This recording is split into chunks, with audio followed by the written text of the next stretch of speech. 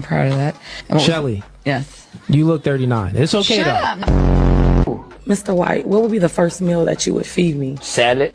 Stifler asked everyone to rate their looks on a scale of 1 to 10. You can't pick 7. Starting with you, go ahead. I would give myself a realistic 6.5. Okay. Oh, wait, I wasn't muted? I'm sorry. I ain't even gonna lie. You look like you can pick me up. I've been staring at you. You look real strong. I ain't that strong. Yo, shout out the season, man. Shout out the season, man. Yo, I'm about to be You don't even have to invite me on a second date.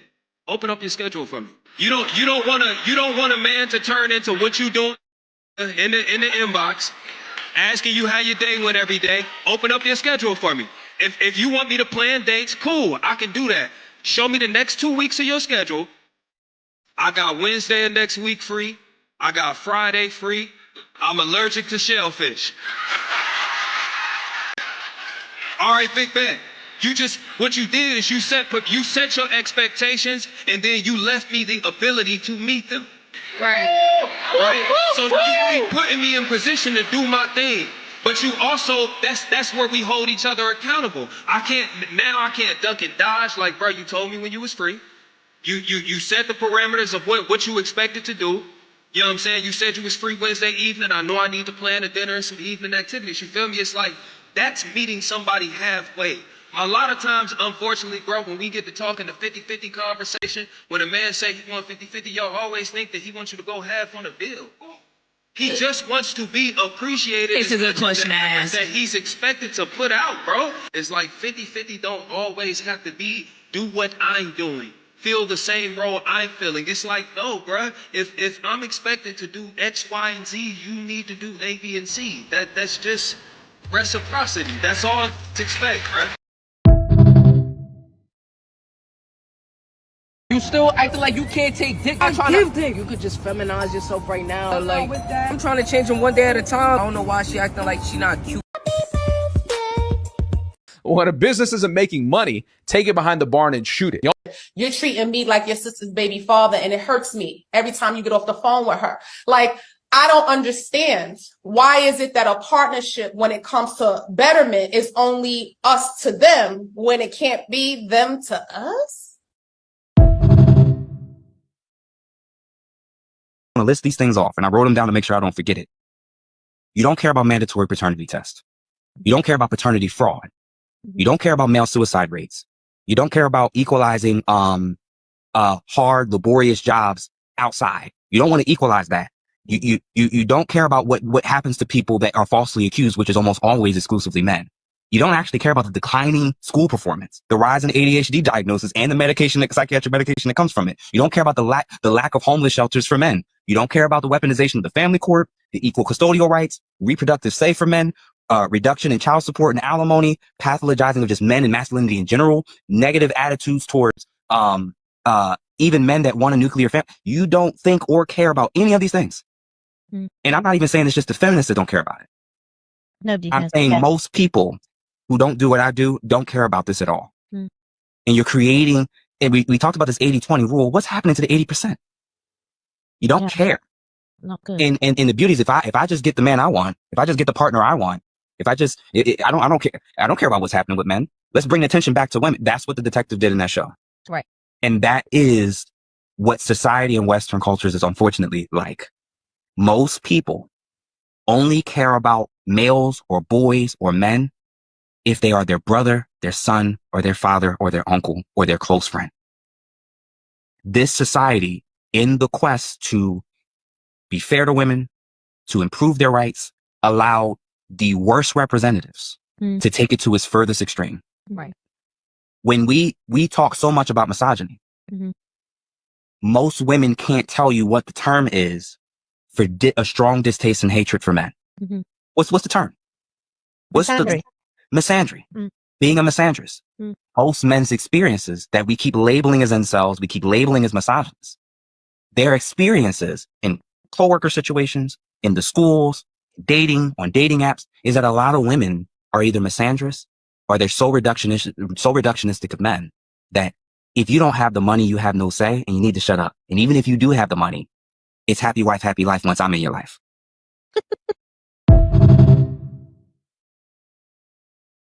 I've never met a black person that isn't able to admit that oppression doesn't exist anymore, because there are in fact black billionaires, black CEOs, black engineers, black STEM members, etc. And the only reason you're holding yourself back is because you want to be a victim, not because you actually are one. A lot to unpack here. Let's start with a study done in 2003 where they put equal amounts of applications with white sounding names and black sounding names. For that study, white sounding names were 50% more likely to be contacted for job interviews. And maybe you're saying that was 20 years ago. A lot has changed in those years. Well, they repeated this study in 2023. A study done by Martin Abel and Rulof Berger, and here's a picture of what they look like in case anybody wants to say, well, what did they look like? They found it was a common belief that people with names that were perceived to be black would possess lower levels of education, productivity, and non-cognitive skills. They found that workers that were perceived to be white were 30% more likely to be hired than black workers, not just called back, but hired. And when they were put under the pressure of time, meaning they had to make that choice quickly, these results were only amplified. Now, this is an interesting part here. They found that white people that don't agree with affirmative action were more likely to discriminate against distinctly black names. And here's a surprise to no one to where they found the highest tendency to discriminate against black names. It was highest among men, people over 55, whites, and conservatives. And about 82% of businesses in the US are white owned. But let's look at a little history. In 1983, the average wealth gap between black and white families between the ages of 32 to 40 was $180,000. Now, if we look at those same people, they would be between the ages of 71 and 79, and the wealth disparity between those groups now is over $1.4 million. These numbers are directly correlated to systemic inequalities and racism that have impacted the foundation of wealth for black families in the US. Wealth is something that is built over time and was created generations ago, and black families were robbed of that through redlining and the GI Bill, which I can go over if that was lost on some people as well.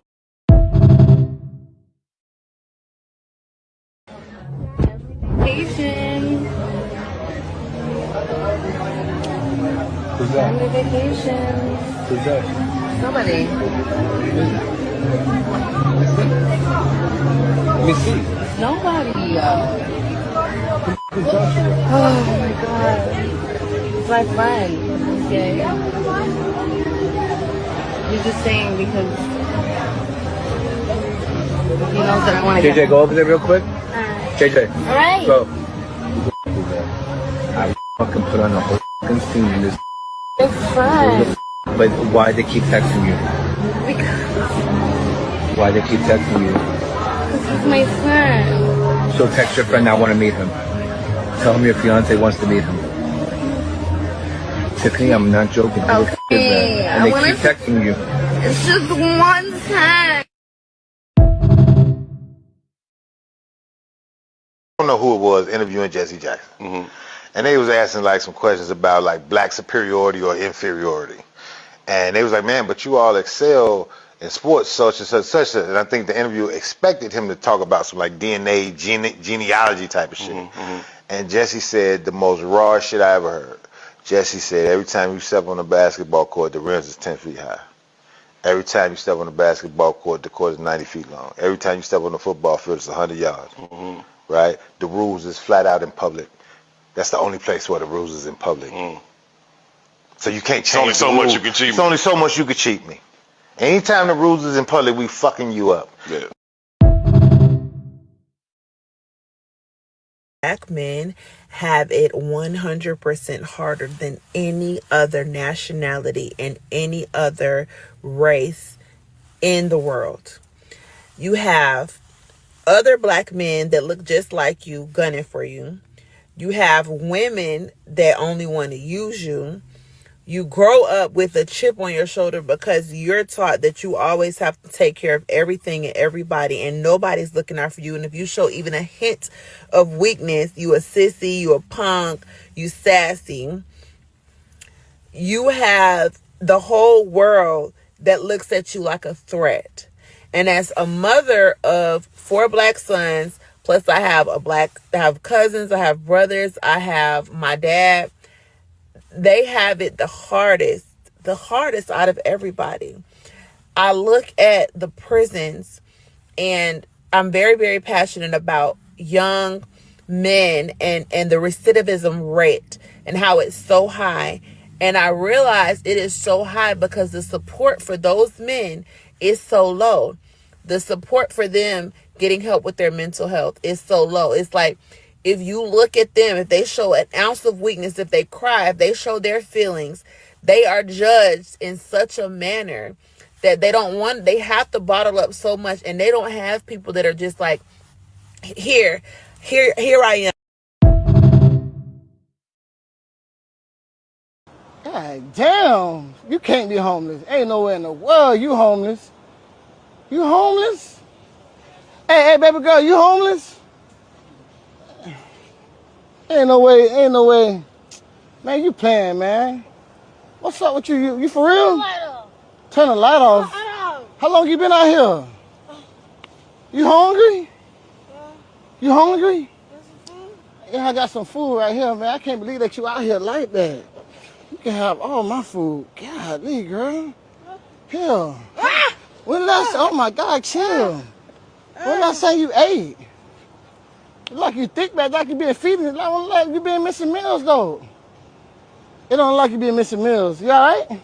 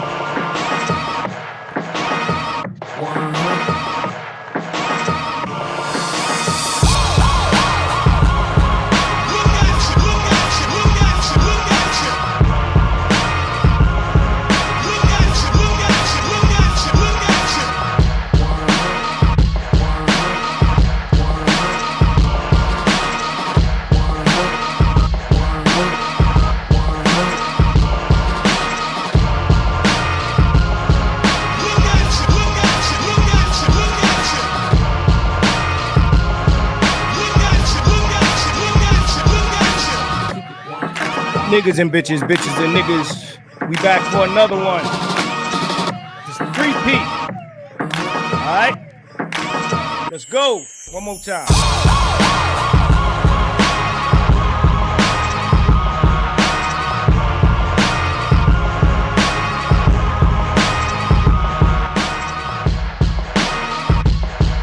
Eloquently petty, articulate asshole. Uppity Negro swag. Channel, and I am out of focus. Got a special guest tonight. Y'all already know who he is. My man has a new channel. He's back. What they call it? Recidivist? Is that what they call it? The repeat offender.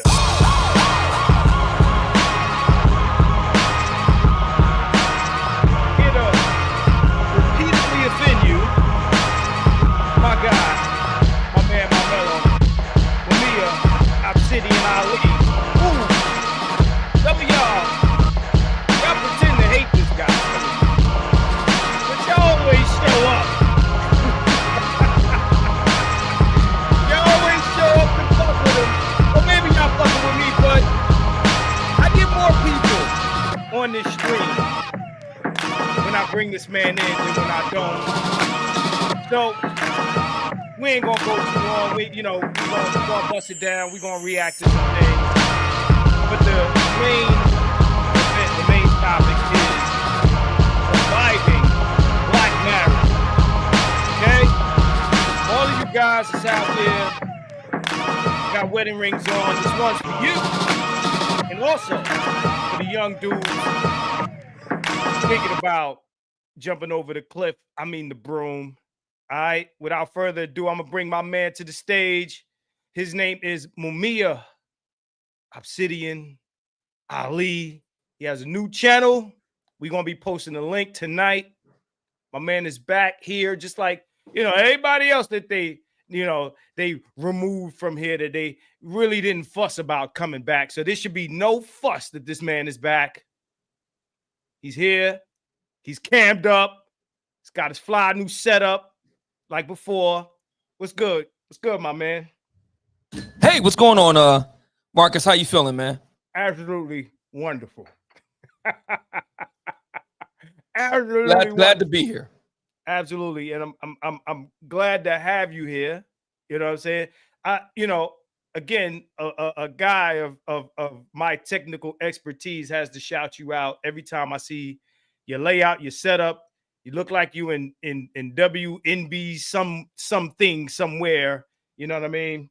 But yeah, the main reason I wanted to bring you here is to let everybody know that you're back and for them to hit that link. That's number one reason I brought you on here. We're gonna discuss some things. We're gonna discuss black marriage. We're gonna react to some shorts and anything else that you want to bring up in the because I know you ain't got a lot of time. Are you streaming tonight? Yeah, I got about maybe an hour. Yeah, I don't want to hang out too late. As a matter of fact, I got to grab something to eat. So yeah, but I can kind of multitask here. As you can see, I've got all my when I'm not on camera, I'm got my muddle of computers and laptops and books and papers and this and that. So yeah, it's working. I'm either on the camera or I'm working. It's one of the two. So.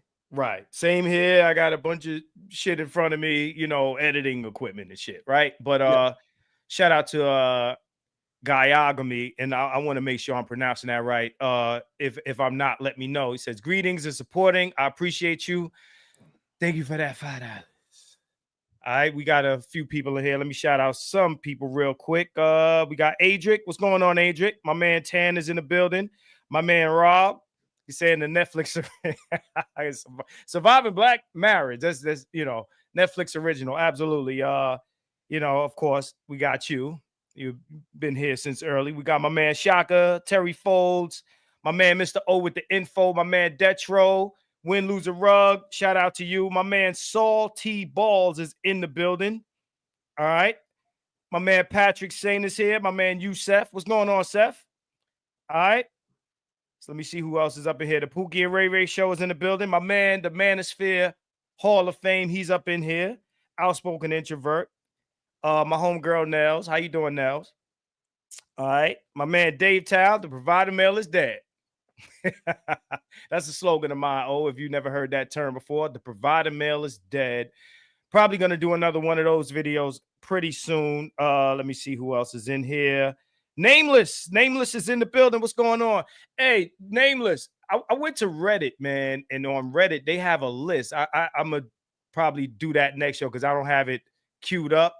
But they have a list of Manosphere guys on Reddit, right? There's a lot of names on there. Nameless, you're on that list. on Reddit. Matter of fact, you know what? So it's a listing of Manosphere guys on Reddit. And what's the purpose of this list? It's like, your favorite Black YouTubers. Oh, okay, cool. Right. Yeah. I'm thinking of like the T app. This is another hit list type of deal. Right. Now, there is a hit list also, but what I came across first was the Reddit favorite Black YouTubers. I'm gonna see if I could pull it up real quick. But I sent it to a couple of people of mine, and it's interesting to see who's on there, right? Because I went to Reddit and I typed in "KeepItOneHunned." I was looking for me to see if because I came across Black YouTubers on Reddit, and then I just decided, hey, you know what? Let me type in myself and see what comes up, and then a bunch of other guys came up also. So let's see if I could find that real quick in my phone here. But the usual suspects, the BGS Idmores, the GGs, let me see. I'm looking for this real quick. If I screenshotted it. So let me see if I can find this real quick. I don't want to spend too much time on this because, again, time with you is limited. Let me see. So I want to try to run off these names if possible. Okay, man. Okay. So there was another subreddit, the Black Manosphere is not for us. We'll get to that another time. So the Black Manosphere is not for us? Yeah. Who put that together? This was, it doesn't say the name. You know what? Unverified. Who the people are to see. There's a bunch of guys in here. This this random screen names, BOGOF. This is Reddit. This is all on Reddit. So let me list off the favorite Black YouTubers, 39 upvotes, and this is Black Men subreddit. Black Men, right? So let me hold it up to the screen just for a second so you guys can see. This is the Black Men subreddit, right? Mm-hmm. Right, Black Men subreddit. Okay, so favorite Black YouTubers, some of these guys, I don't know. Afro Think Tank, Trey Rags, Shay Sade, The Crimson Cure, BGS Idmore, Nefakari, Long Live Langston, Black Pill Gnostic, Pro Black Truth, The Black Authority, The Business, The Search for Uhuru, Michael Bedard Bethwick, Drummer 1980, Keep It 100, Dr. T, Hassan Johnson, The Nameless Protagonist, Go Black to Africa, Zaylock 23, The Runaway Slave 2.0, and Foreign Fridays. Let me see. Someone else says, I used to love watching Moses McCormick. He was a Black polyglot, I think that's what it says, who spoke multiple languages. Chinese and Japanese were his best languages. Unfortunately, he died, I think, like at 40 years old. But who are your favorite Black YouTubers? And that was the list. BGS Idmore, Green Gorilla, Keep It 100, Dr. T, Hassan, etc. The algorithm found me and led me to them via Kevin Samuels and other Manosphere guys. Do your research starting with them. And some of those guys are PhDs, use stats and documented history to discuss and make sense of the current trends and patterns. They even talk about economics and politics at times. That was someone who was, I guess, defending us in this, the Manosphere is not for us thread. I'm familiar with those guys. I've kind of lumped them in with the Jason Black kind of side of YouTube. I don't know how that's possible. I don't think that format of video is really appealing to younger guys, maybe dudes around their 30s. But even then, it's more so like news. They don't really offer much self-improvement conversation or productive talks about relationships. This could just be my perception, though. So that's the screenshots that I have. If you want, I can pull this up if you're interested in talking about that. Yeah. Well, right, let's do it. Right. So give me a few minutes to do that. But also, let me see. Someone else did someone else do a super chat? Nels says, Marcus, I love you muchos. I appreciate you, but Nels has to be at work at 6 a.m. and I peace out, Nels. I appreciate you jumping in here, man. Check it out later on if you can. But it's all good. I appreciate you jumping in here and you know, showing me some love. Shout out to my man Rob in here. Y'all hit the bell. Share the stream and support an actual black male advocate. So let's try to see what I can pull up on this. Let me see this subreddit. Let me see what I can do here. It's kind of dark in here. Let's see here.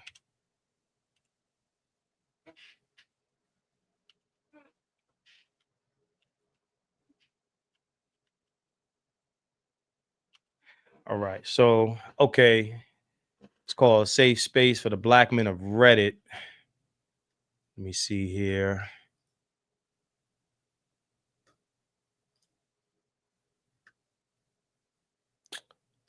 So let's see. Favorite black YouTubers.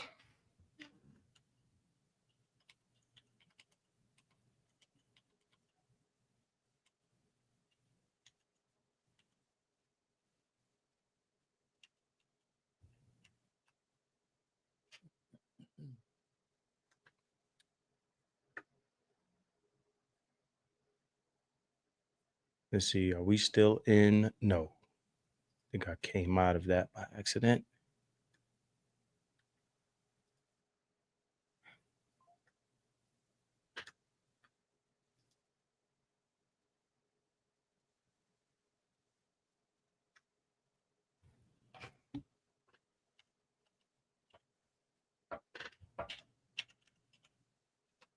So favorite black YouTubers.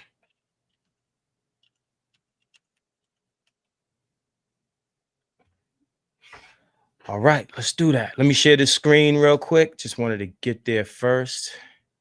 Now.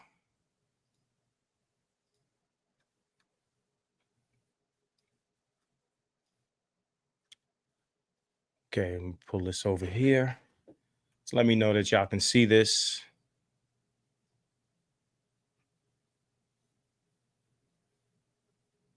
Let's see what they're talking about here.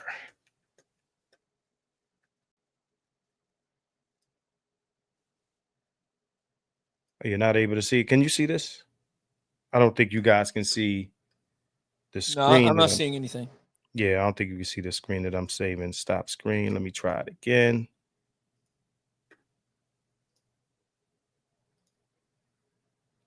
Okay, here we go. All right, so favorite black YouTubers. Let's go in here and see if it's here.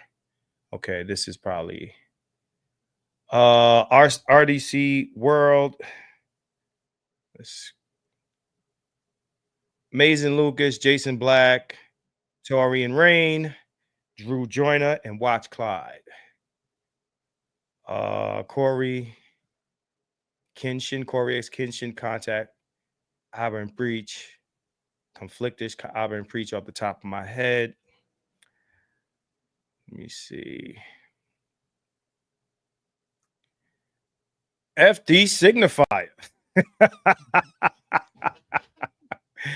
African Diaspora News, Ace Vane, Chisel Adonis, RJ Young. Most of these guys are not necessarily, like if you notice, like a lot of these guys that they're listing here at least are not necessarily Manosphere guys, right? Let's see. Getting hit up. Let me see. So what I might do is type in Black Manosphere into this as opposed to.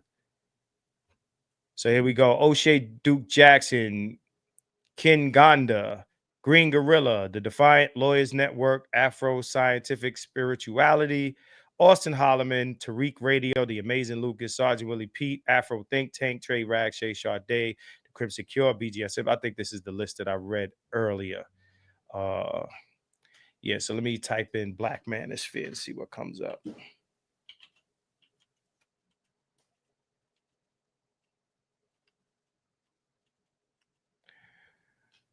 All right. So if you are a black man or boy that has fallen or fell into these circles or heard about these men, how did that happen? And then is that this is the Manosphere is not for us. Chat. Then do you think the Black Manosphere is getting too catty or toxic? Very interesting conversation there. I would That was say. 4 years ago. Yeah, that was up 4 years ago. 2 years ago was the Manosphere's, this one is 3 years old. The Red Pill Manosphere, Andrew Tate, and boobs. Why is it unacceptable for Black men to oppose the divester movement? When divesting goes wrong. 3 years ago, I am tired. The new Black fatigue. I don't know which one you want to go into. If you want to dive into one of these, which one's the most interesting to you?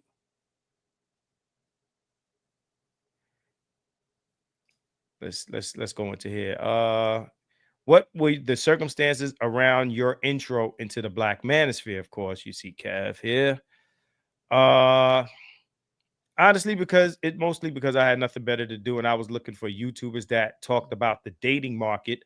I liked Kevin Samuels because he was real. Women portrayed him as the male enemy within the community only because he never said what they wanted to hear, but what they needed. He never lied.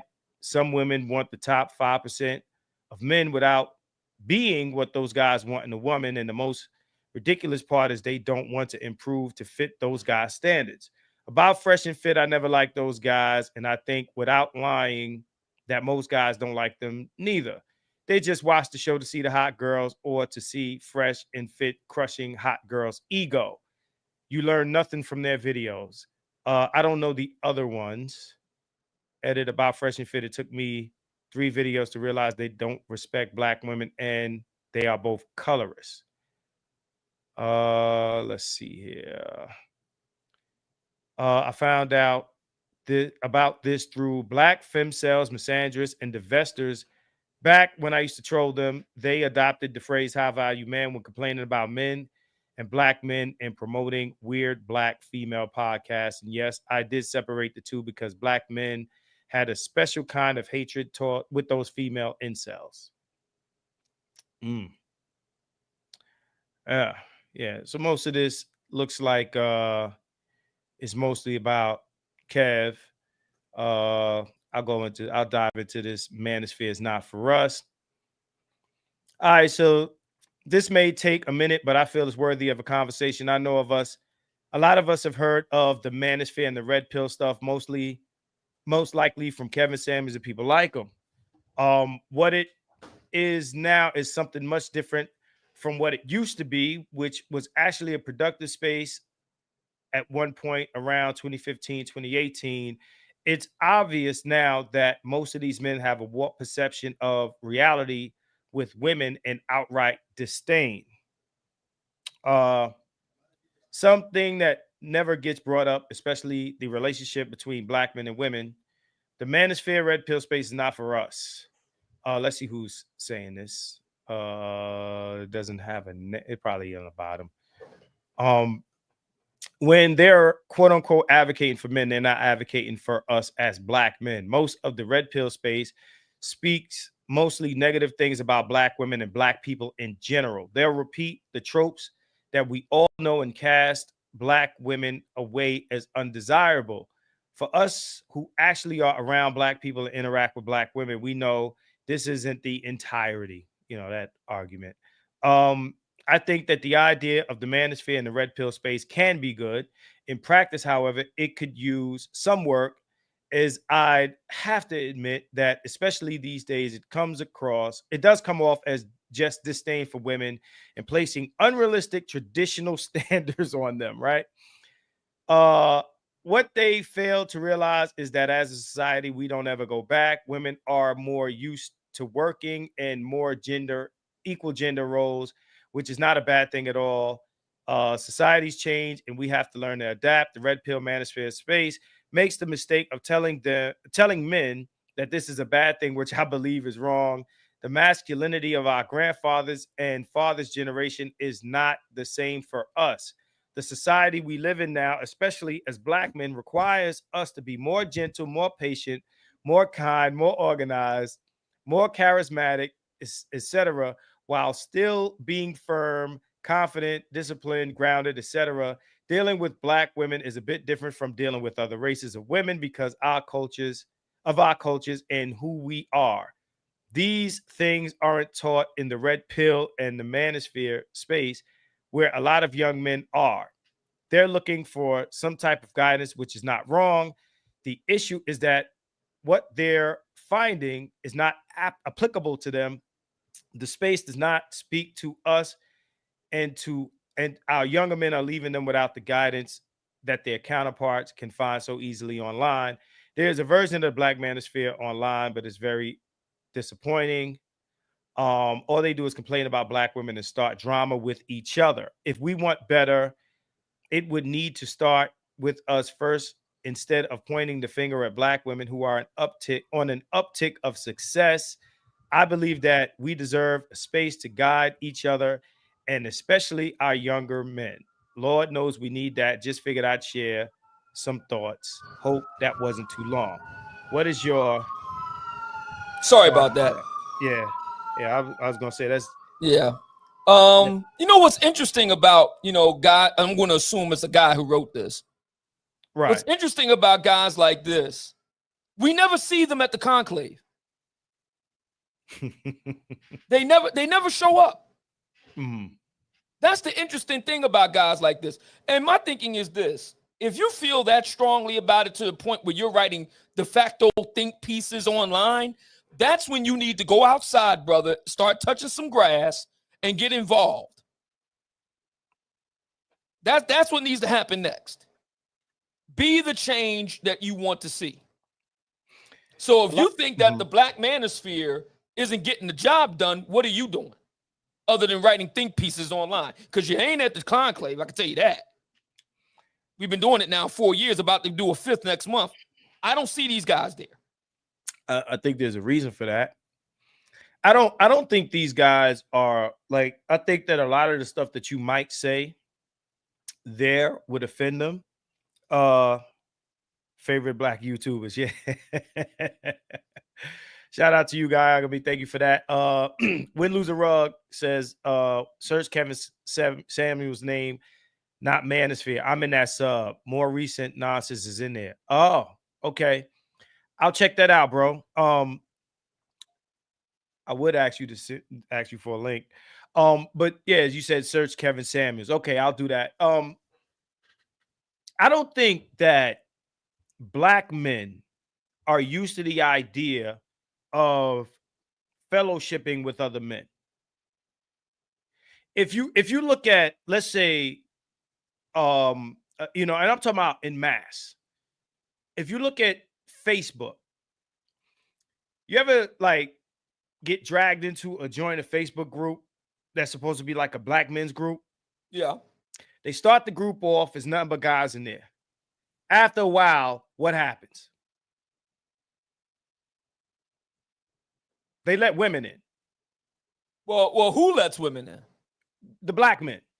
So the problem ain't the women, the problem is the men.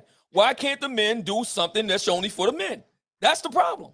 It's not the Black women's problem. It's not the Black women's fault. It's the Black men's fault for letting the Black women in to then disrupt what eventually happens. Things are being discussed amongst Black women that will offend the women, and either one or two things happen. Some weak dude makes a woman a moderator of the group, and they start booting dudes out the group for offending women's sensibilities, or the women report the group to Facebook. Okay, so then the group gets taken down, right? What I'm saying is that is just the online version of what I'm talking about. Black men in general, right? They're not really used to the idea of excluding women from the conversation. That is my position. I mean, it's even happened here where we let the women in to join the conversation. And I don't think in mass, at least, right? If you're going to let women into the conversation, they have to be vetted as somebody that's going to be productive. Well, I mean, but what you said, Marcus, is so important here. Why do they have to be involved in it at all? Why do we have to have I'm not saying we do this all the time. There are definitely times when men and women in the Black community should come together and have conversations and discussion. So I'm not against that across the board. I'm going to your point. Why is it that Black men can't seem to get anything done without Black women involved? Why is that? You can't cut the cord, bro. Can't cut the cord. That's my view on it. You can't cut the cord, right? You have to include these women. It's like, oh, the community, and this is how we're raised.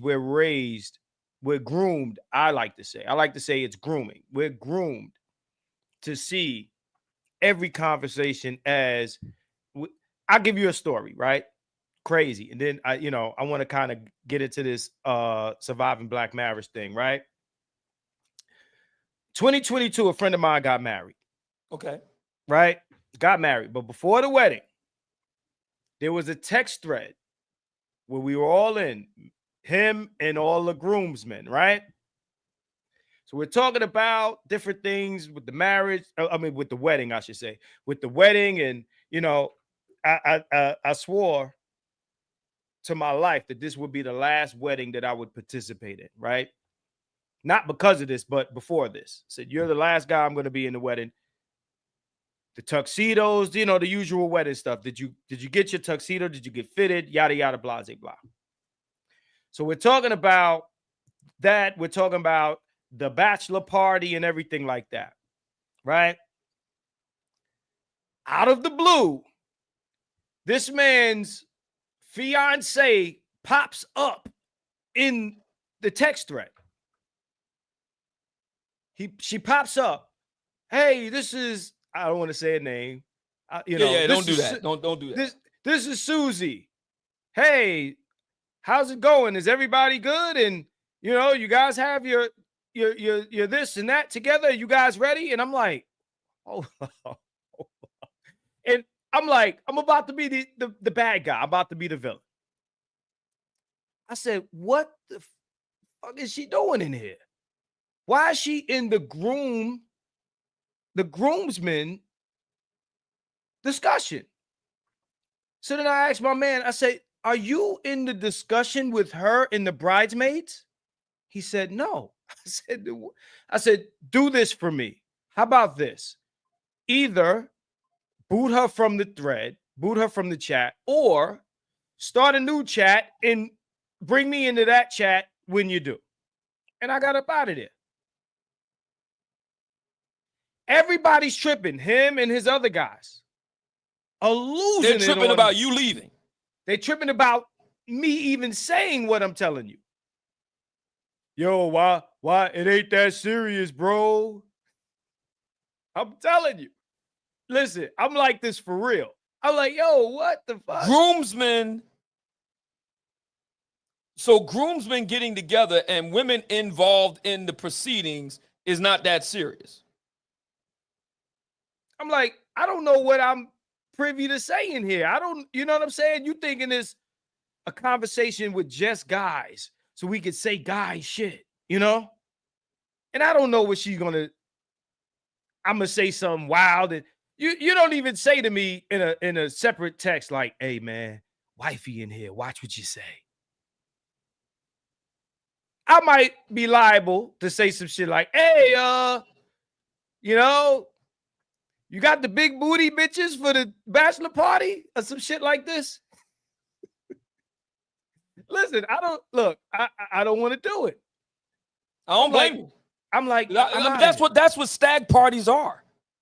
That's what a stag party is. The operative key word there is stag. That's what it is. That's what a stag party is. Stag parties have big booty bitches. That's what it is. But I can't even, I'm not even comfortable enough to ask about that because the woman is in the room. Now they could be talking about bachelorette party and, grease down Negroes and all of that, but they have the privacy and, they're comfortable to do that.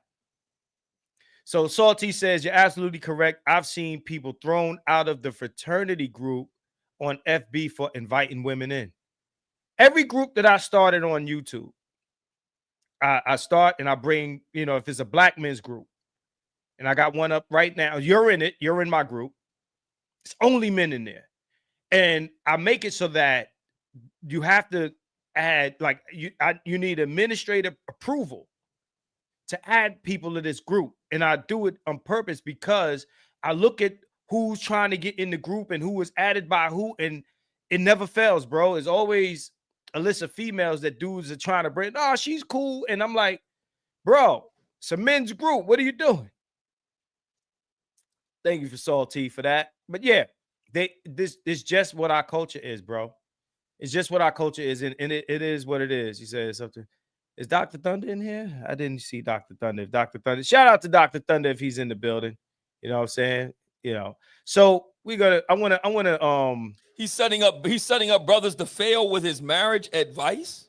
Okay, let's bring that back up. First of all, I didn't know that that Dr. Thunder was in the business of giving out marriage advice. That's news to me.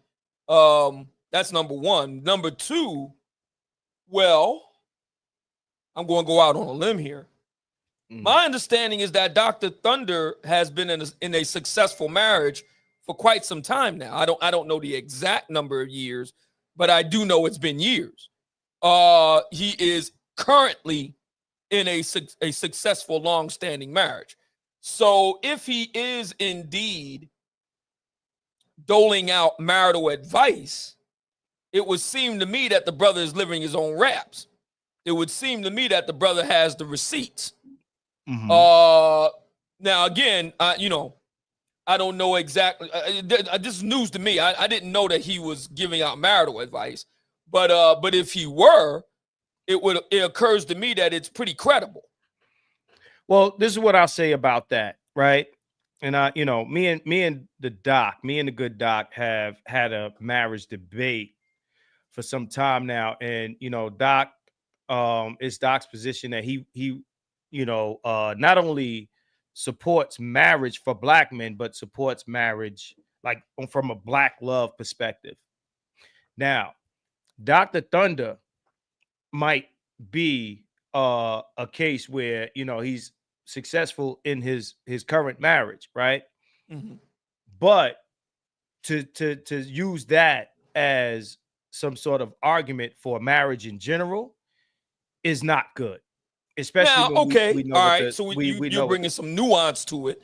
You're not denying that Dr. Thunder himself isn't successful. You're looking more to the societal aspect more so than Dr. Thunder himself. Now, that's different from this brother Mike Ferguson, who argues from his statement, and I'm going to read his statement. Right. Sup to all my niggas except Dr. Thunder, who's setting niggas up to fail with his marriage advice. Now he's not saying what you're saying, Marcus. You're saying, I don't have an issue with Dr. Thunder. I have an issue with this broader societal situation. Well, this brother, Mike Ferguson, isn't saying that. He's not saying, I got a problem with the broader societal piece. He's saying he's got a problem with Dr. Thunder. I don't have a problem with Dr. Thunder, but I do oppose some of his opinions and approaches on marriage, and you know, especially in respect to, he's talking about child outcomes. And the last I did a video on that recently where I pulled up some things, and I think that's where Mike Ferg's comment comes from, right? So when he says setting up dudes to fail, what he's basically saying is Dr. Thunder presents his marriage as proof that you know, marriage is like he supports black men getting married, especially to black women. Not only that, Dr. Thunder speaks about marriage or his recommendations for marriage for black men from a religious perspective.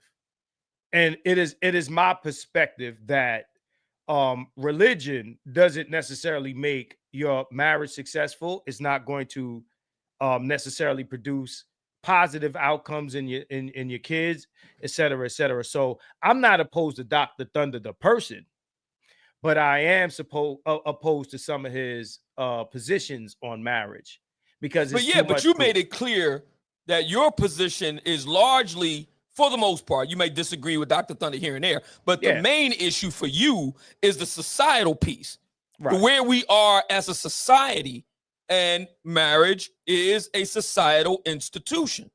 Not just society, but as Black people and in Black culture, our situation with marriage is actually worse than general society. Well, numbers bear out, Marcus. You're not making that up. We look at the numbers. The Black marital rate now, United States, the general, everybody, including everyone, whites, Hispanics, and so on and so forth. It's roughly around 50% marital rate. But when we isolate it to Black Americans, that number drops to we're holding on by a thread to 30%. Right. So your argument is grounded in empirical fact. Now we could debate why it is, how we got here, but you can't debate the numbers. The numbers are what they are. The Black marital rate right now in 2025 is at an all-time low. That's a fact. Okay. So your argument, the societal piece, the Black cultural piece can't be denied. You just can't get around it. No, you can't. You can't.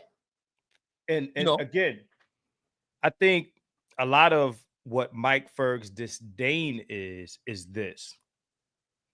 Dr. Thunder is aware of this, right? Dr. Thunder is totally aware of this. Dr. Thunder does a show every day in the morning. Y'all should check him out. Shout out to Dr. Thunder. Check out the show weekdays, right? Dr. Thunder does a show where we watch and we see the types of Black women that are available. He'll even illustrate why it's terrible to be in a marriage with these women, but then recommend marriage.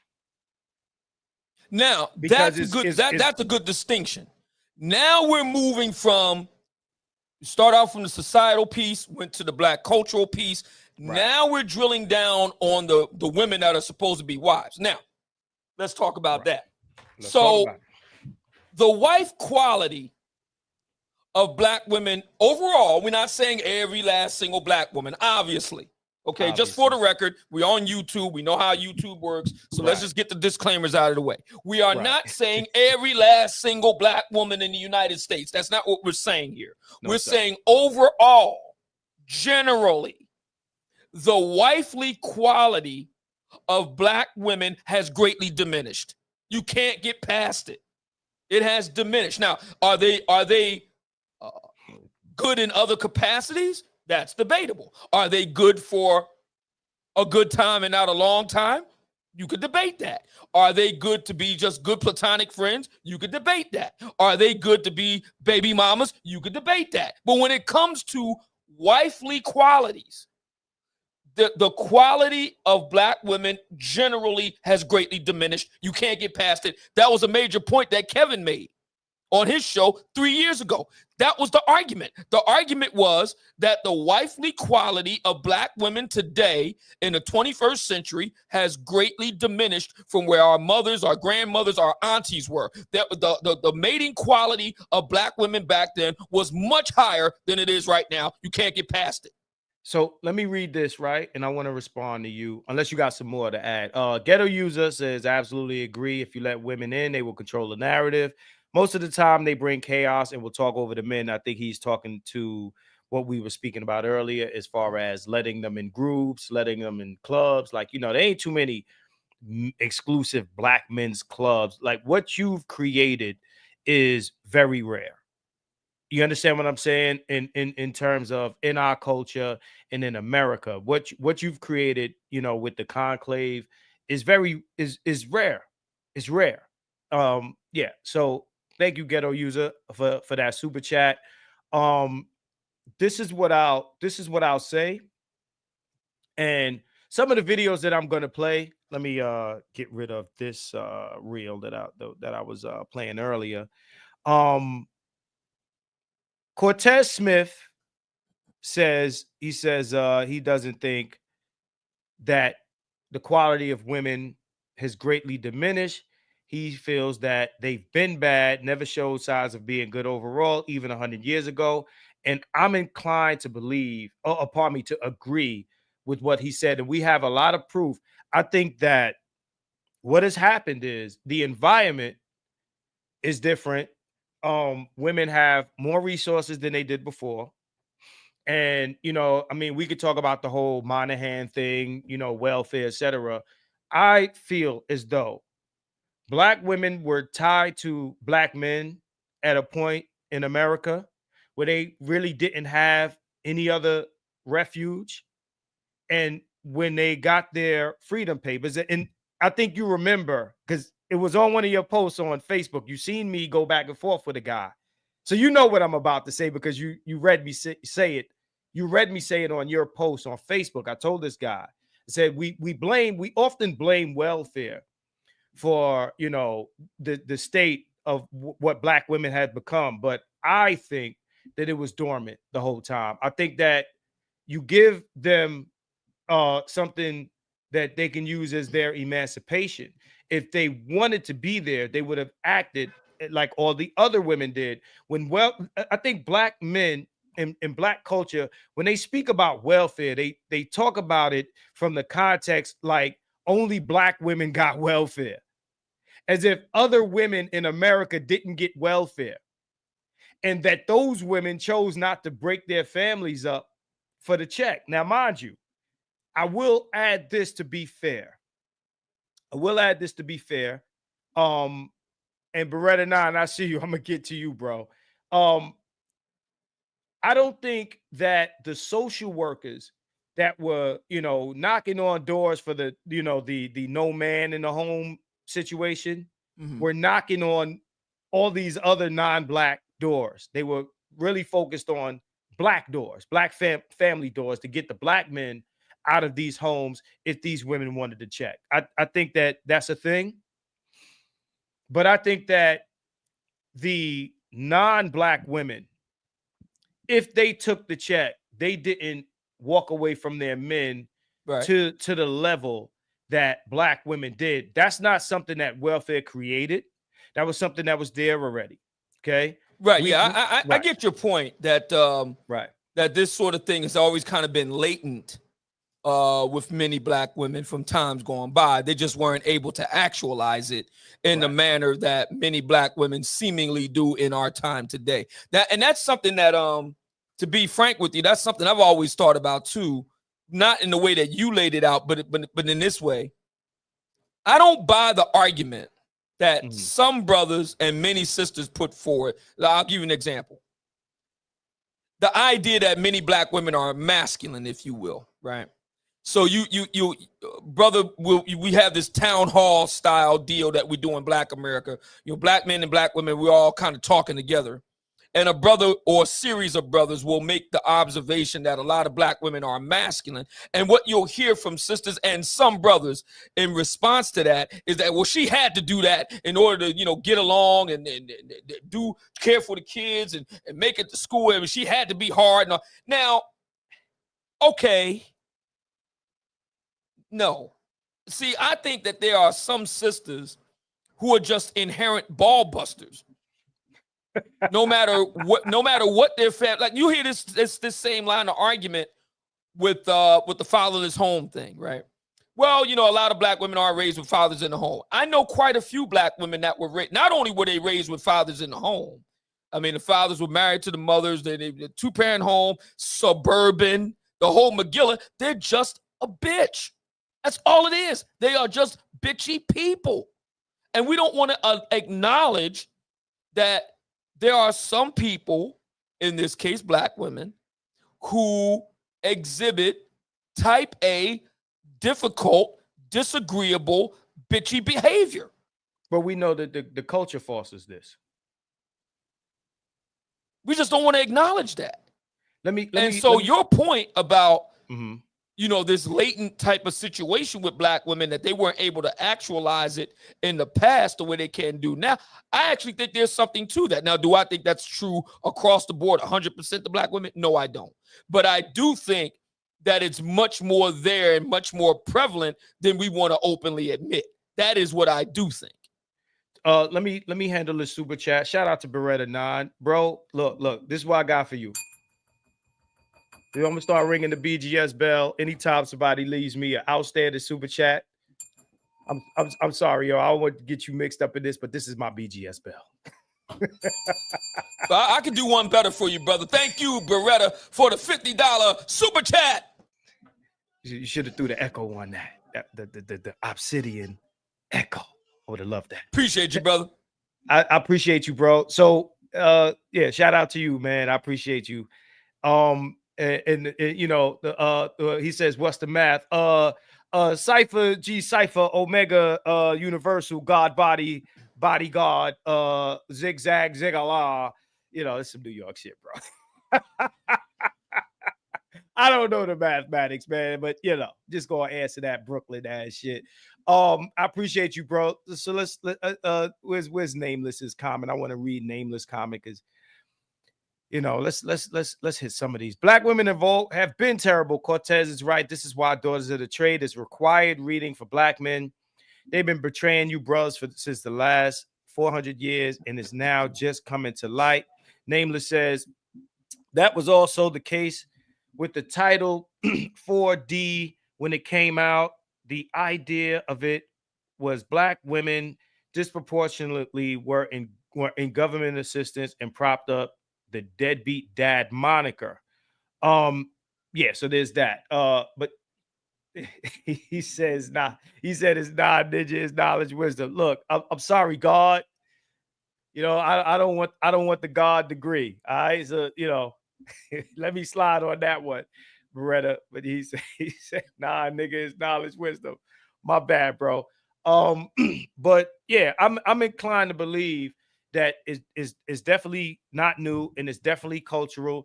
I agree with what you're saying. You're not saying that they're not masculine. You're saying that they're not masculine for the reasons that they like to outline and say that, well, there was no man here, so we had to man up. Yeah. The idea that we had to be tough and we had to be hard and you know, that sort of thing. And I think that's a bunch of bunk. I think that first of all, it's selling black women seriously short, number one. Because what it's saying is black women cannot be, in some contexts, tough when they need to be. Like you're a single mom, let's say. You're a single mom, you got boys, let's say. And you don't have any men around. You don't have a husband. You don't have a significant other. You don't have, you know, dad and uncle, whatever. And you pretty much have to do this on your own. Okay, fine. I reject the idea, Marcus, that because of that circumstance, and you have to be stern sometimes. You're raising a man child. You have to be stern sometimes. Okay, I get that part. But what does that have to do with you being a ball-busting harpy 100% of the time? You understand what I'm saying? I don't buy that argument. But they do it to the women too. And the women, look, the women don't want to admit this. And I said this on my Facebook page. Like a lot of y'all are dealing with, like, you know, PTSD and traumas from either your mothers or the other women in your family. Like these women don't want to admit that, such as knowledge, wisdom, and all being born to understanding. Thank you, God, for that. Eric Hormonger, which is a fantastic screen name. Got a heck of a name there. Yeah, fantastic screen name. The black family was created to be matriarchal from the rip. Black women embrace feminism more than white women because much of it was already baked into the culture. A lot of white feminists were influenced by black women. So Gloria Steinem went on record in saying that.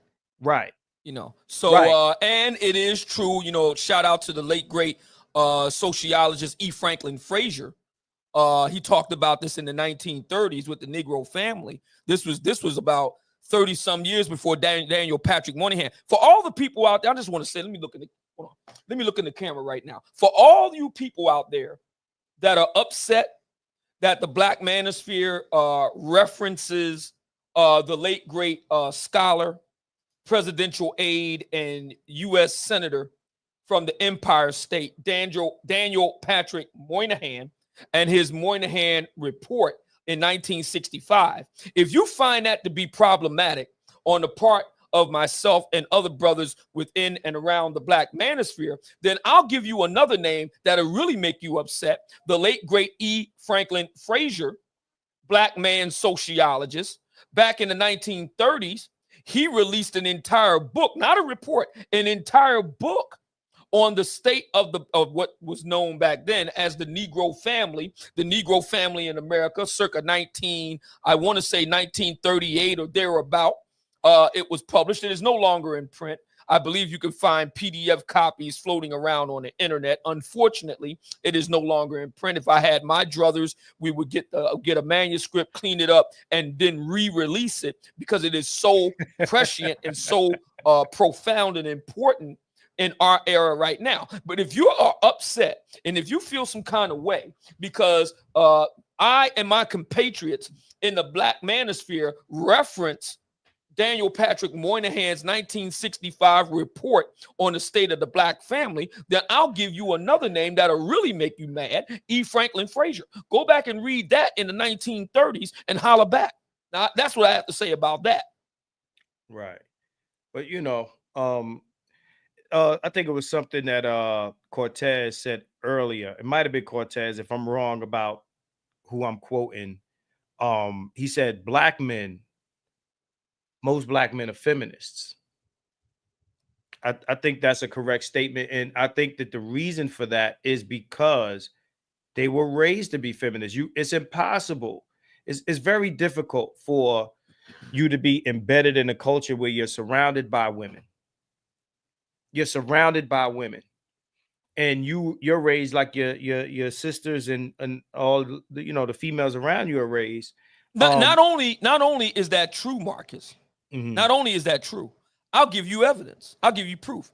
Mm-hmm. Go back to go back 10 months to the election day of 2024. Black men voted for the Democrat Party. Right. At a rate of 78%. This, when at the same time, white men falling away from the Democrat Party, that's documented. Hispanic men falling away from the Democrat Party, that's documented. The only reliable male voting bloc that the Democrat Party has left at this point are Black men who voted nearly 80% for Kamala Harris. And what did they get for their support? Nothing but scorn from Black women. That's documented. By the way, we saw a foreshadowing of that in the year 2018 when Miss Stacey Abrams was seeking the governor's mansion. She failed. She blamed Black men for the failure. Black men voted for her over 80%, 2018. She came back and did it again in 2022, lost again because she lost the white female vote at a rate of over 60%, but nobody wants to talk about that. She then blamed Black men a second time for her failure, even though Black men supported her once again over 80%. I remind the listening audience that Barack Hussein Obama Jr., 44th president of the United States and leader of the free world, in the waning days of the campaign last year, on a campaign stop in my home state, the Commonwealth of Pennsylvania, in Pittsburgh, in a campaign office, lectured Black men for not supporting Kamala Harris enough. Okay? And did Black men rise up against that? Some did. But the reality is that nearly 80% of Black men still voted for the feminist candidate in Kamala Harris. Remember, the predicate, the elections was predicated on my body, my choice, abortion, which Black women get more of than anyone else. That's a fact. Look up Guttmacher Institute. It's a fact. Okay? All of that, that's what the elections was predicated on. And Black men followed right in lockstep suit. Roland Martin had a t-shirt on that said, and I quote, "Vote like a Black woman." Okay? I remember that. You don't have to take my word for this. You can go online on Google and look it up for yourself. There was a major Zoom telephone call organized by Black women Vote with Black Women, I think, or Words to that effect was the name of the outfit. They raised almost $2 million for Kamala's campaign, had over 20,000 women on the call. Roland Martin, right away, in lockstep fashion, organized the same type of call saying that Black men going to stand behind Kamala Harris. So to the argument, to the question on the floor, are Black men raised to be feminists? The evidence, the preponderance of the evidence is overwhelming. You can't get past it. And this explains the reason why even at a stag party, you can't do it without Black women being there. At a stag party of all places. Shout out to Salty. He says there needs to be a book list, but Dr. W.E.B. Du Bois wrote The Philadelphia Negro, which inspired E.F. Frazier, who was a U-Chicago educated PhD. Let me get to, thank you for Salty for that. Eric Hormonger again says Frazier published The Negro Family in Chicago in the 20s, and he expanded on it 10 years later. Okay.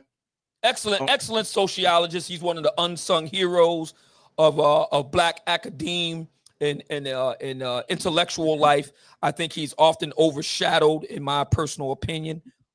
E. Franklin Frazier, excellent and outstanding academic. And like I said before, and let me double down and reiterate, if you are upset at the Black Manosphere because of our referencing Daniel Patrick Moynihan circa 1965, well, I'll give you another name you can be upset at.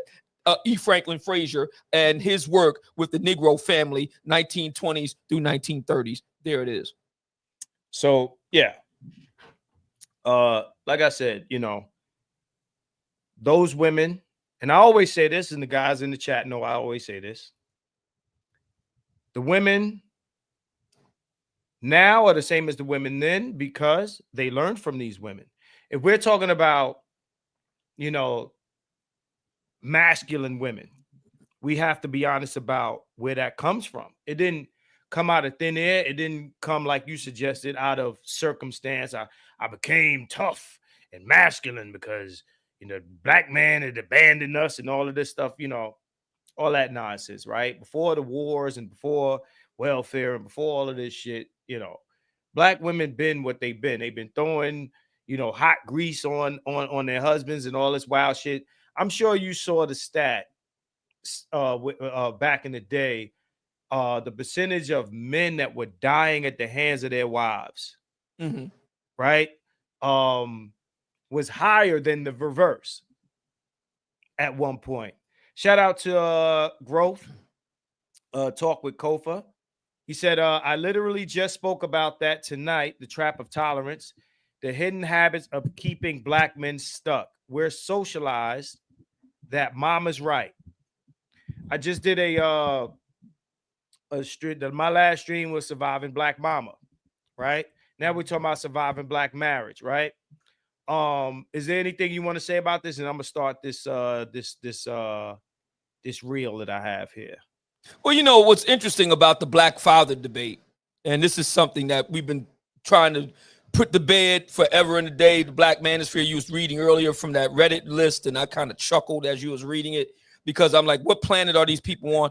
Right. But nevertheless, one of the great tragedies of Black American life is the sobering fact that despite Black fathers overall doing an outstanding job, we still have this idea of the deadbeat dad, of the bun and run, and so on. You know, Mr., you know, Color Purple and that sort of stuff. When in reality, that's a very small percentage of Black men, very minute number. The vast majority of Black men are very involved in their children's lives, even when they're no longer with the mother. They either get divorced or they have a falling out or what have you. They're still involved in their children's lives. This is well documented. I mean, the fact that we got to keep relitigating this says to us just how far the brain rot has gone in Black America, that we got to keep relitigating this over and over and over again, even though we have all manner of studies and data and statistics on this from the Centers for Disease Control, the U.S. Census, at New York Times, you know, all the rest of it. But we have to keep relitigating this because this idea of this narrow-do-well Black man just holds on for dear life. It's a really sad commentary. It really is. So let's talk about marriage. Marriage for Black men. I want to get into that. Shout out to Dr. Thunder. He just walked in the building. I'm going to assume. Doc, whether or not you catch the replay for this, is shout out to Dr. Thunder. He's on Monday through Friday. You know, you were a short topic of discussion earlier. Let me pull up this this video here. Hold on a second, Marcus. I gotta take a call. Okay. All right. So let me pull up this video file. Hold on here.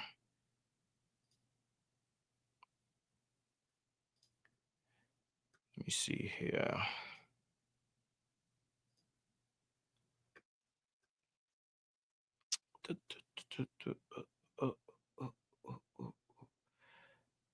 So we're going to be discussing Black marriage tonight. Want to get married? Nope. Never want kids? Not a chance. Ever? Never. Is that so bizarre? Yes. Yes, it is. Right. Sell it to me. What? Sell me marriage. Okay, how about love? Stability? Just somebody you can count on? How many stable marriages do you know? Somebody to talk to? Someone to spend your life with? I'm surrounded by people to talk to. I doubt that's going to change. How about just not dying alone? Starting when I was 12, we moved each one of my grandparents into a nursing facility. My parents went the same way. Make no mistake, we all die alone. Oh, fuck. Brian left me. I was on the phone with a friend of mine earlier, right? A friend of mine earlier who we had this conversation. Hold on, let me bring myself up. We had this conversation, you know, for the guys who, we talking about dying alone, right? And even the conversation that I did have on the Doc's channel, by a show of ones in the chat, how many men do we know that were married, had children, and are today living alone apart from that wife and those children, and he is going to die alone? How many of you guys, by a show of ones, know a man in your family or not in your family who's going to die alone, but, you know, he started a family, he did all the stuff that you, as a man, you're supposed to do, and now he's by himself, might be losing a significant portion of his income or pension or whatever, reduced quality of life,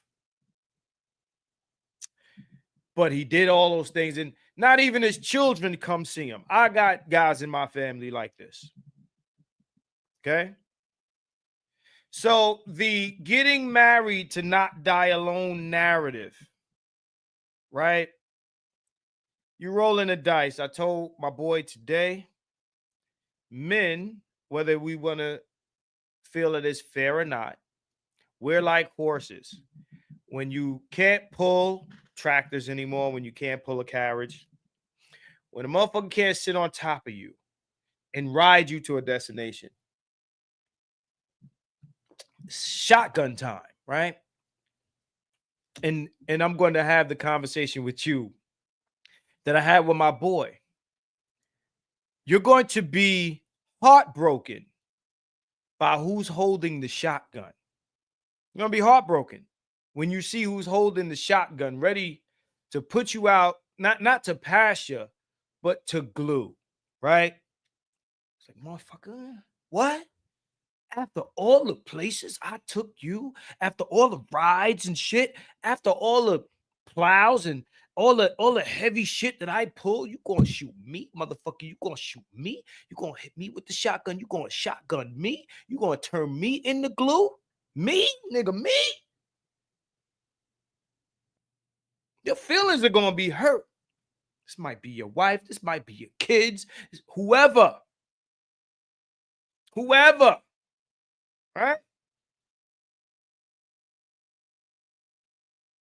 You are a horse, bro. When it comes time to the time when you're not productive anymore, you might say, hey, you telling me you can't send me to like a kids farm where the kids can sit on my back and they could take pictures like, ooh, a horse? Nah, you rather shoot my ass? You gonna shoot me? You know what I'm saying? I think my man, old man, is back. Yeah, man, I had to go downstairs and grab some dinner. So yeah, dinner awaits. So okay, so let's get into these clips. Let's keep going. All right. Now this is from Up in the Air, right? Okay. All right. It might be. This from a George Clooney movie, Up in the Air, right? Right. When you reckon. By the way, if anybody didn't see that movie, George Clooney, Up in the Air, you owe it. If you're a man, you need to watch that movie, man. Up in the air, because what he does for a living, he's basically a hatchet man. What he does for a living is fire people. Companies will bring him in to fire people, right? And it's a pretty deep movie, man. You need to go and watch it. So that's I remember seeing it years ago, and so when you put it up there, I was like, oh shit, that's Up in the Air. That's a really good movie. Check it out. Anyway, go ahead. Okay, I just assembled some clips together. You know what I'm saying? So yeah, I'm not aware where all of these come from, but check this one out. And this is all related to the discussion. Let's go. Recognize that when you love and you care about somebody, love is not possession nor is ownership. And so I'm gonna tell you, ladies in here, a man for you gonna want you to keep the 5 or 10, okay? Because he's gonna want you to be a mother, he's gonna want you to be a wife, he's gonna want you to take care. Okay, we missed her initial statement, so let's back this up a bit, just for context. Okay. All right.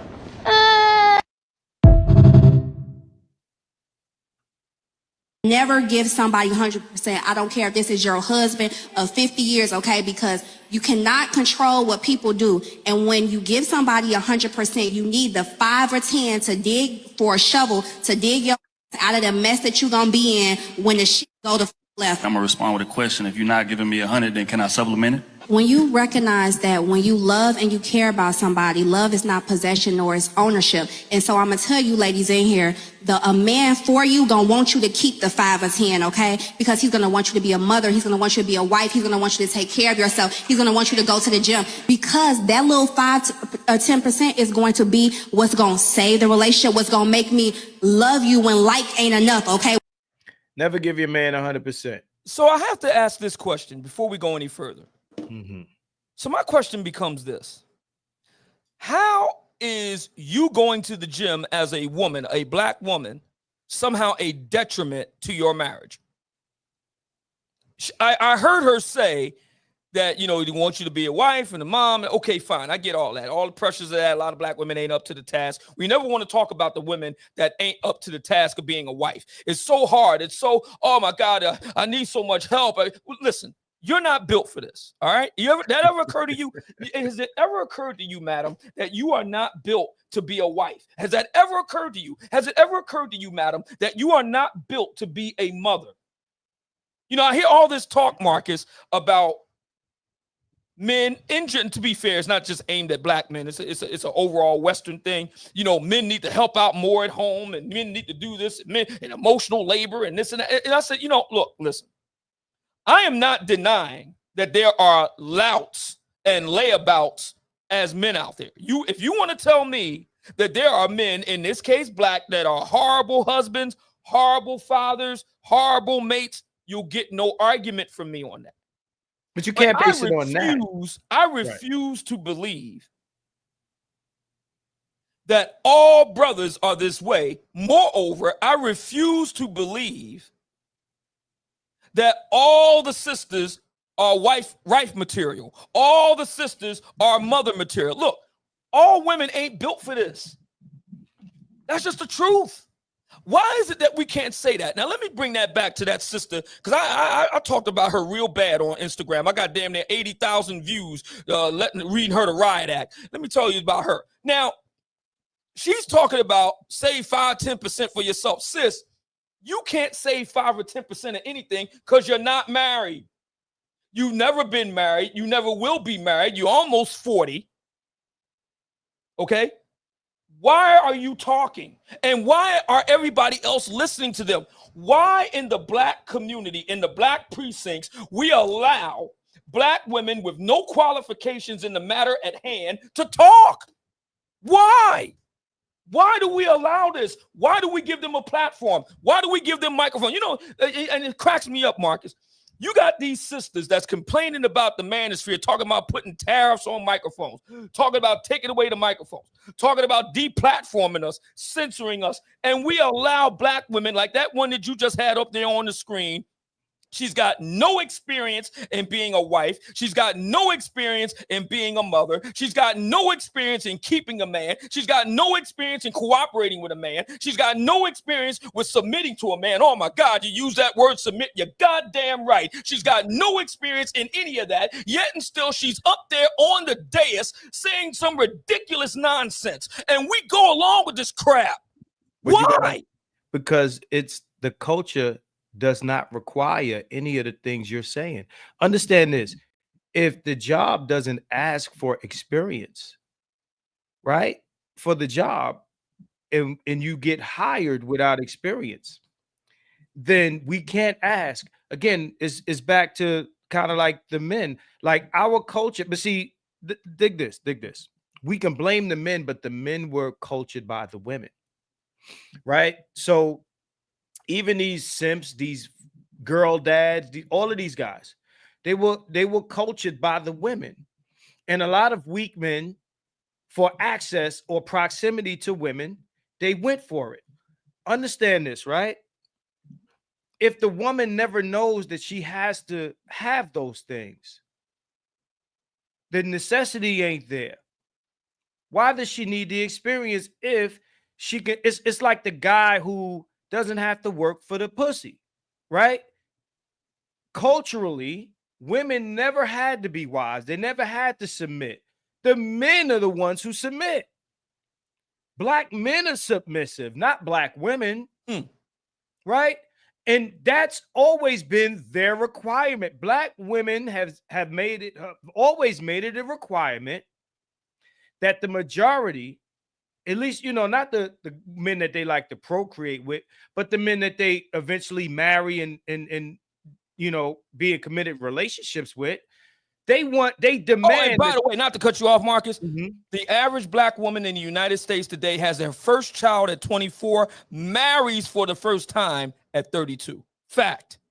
I thought it was 20. I posted a stat that said by 20 that, it said that 42, I think it's 42% of black women have their first child at 20, and 15% of black men have their first child at 20. That sounds about right. The years may be slightly off, but the numbers, the basic principle holds that you have, and I think this is according to Pew, for every 2 women that have a child, you have 1 man that does. So in other words, the asymmetry, and this has always been true in black America, it's nothing new. Yeah. The asymmetry between black women having children and black men having children has always held constant. If anything, it's gone up and increased in more recent years. So that's always been true. And that's another flashpoint in the so-called gender war. Really what gender war really means is we got a problem now that brothers got microphones. See, they ain't had no problem with these other ladies. Like you just got showing that tape of that sister saying that nonsensical stuff, and nobody brought to her, listen, you don't even live your own raps. Why are you being allowed to be platformed to say all this nonsensical stuff? And when has the last time going to the gym been a threat to a marriage? What the hell? Let me tell you, and we talking about stats here. Most black men who want to get married, 9 times out of 10, you're going to be a stepdad. Right. 9 times out of 10, your woman is going to be obese. These are the numbers. If you want to keep it black, you want to be about black love, if you're lucky, you escape this. But most men won't. because these are the numbers. We're talking about 60% of black women are heavy. Yeah, that is a fact. About 60%. Yeah, about 60%. 6 and 10. 6 and 10. Yeah, right.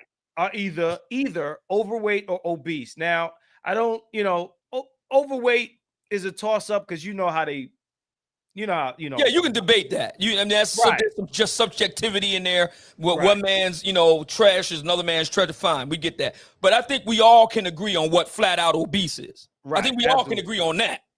Absolutely. So our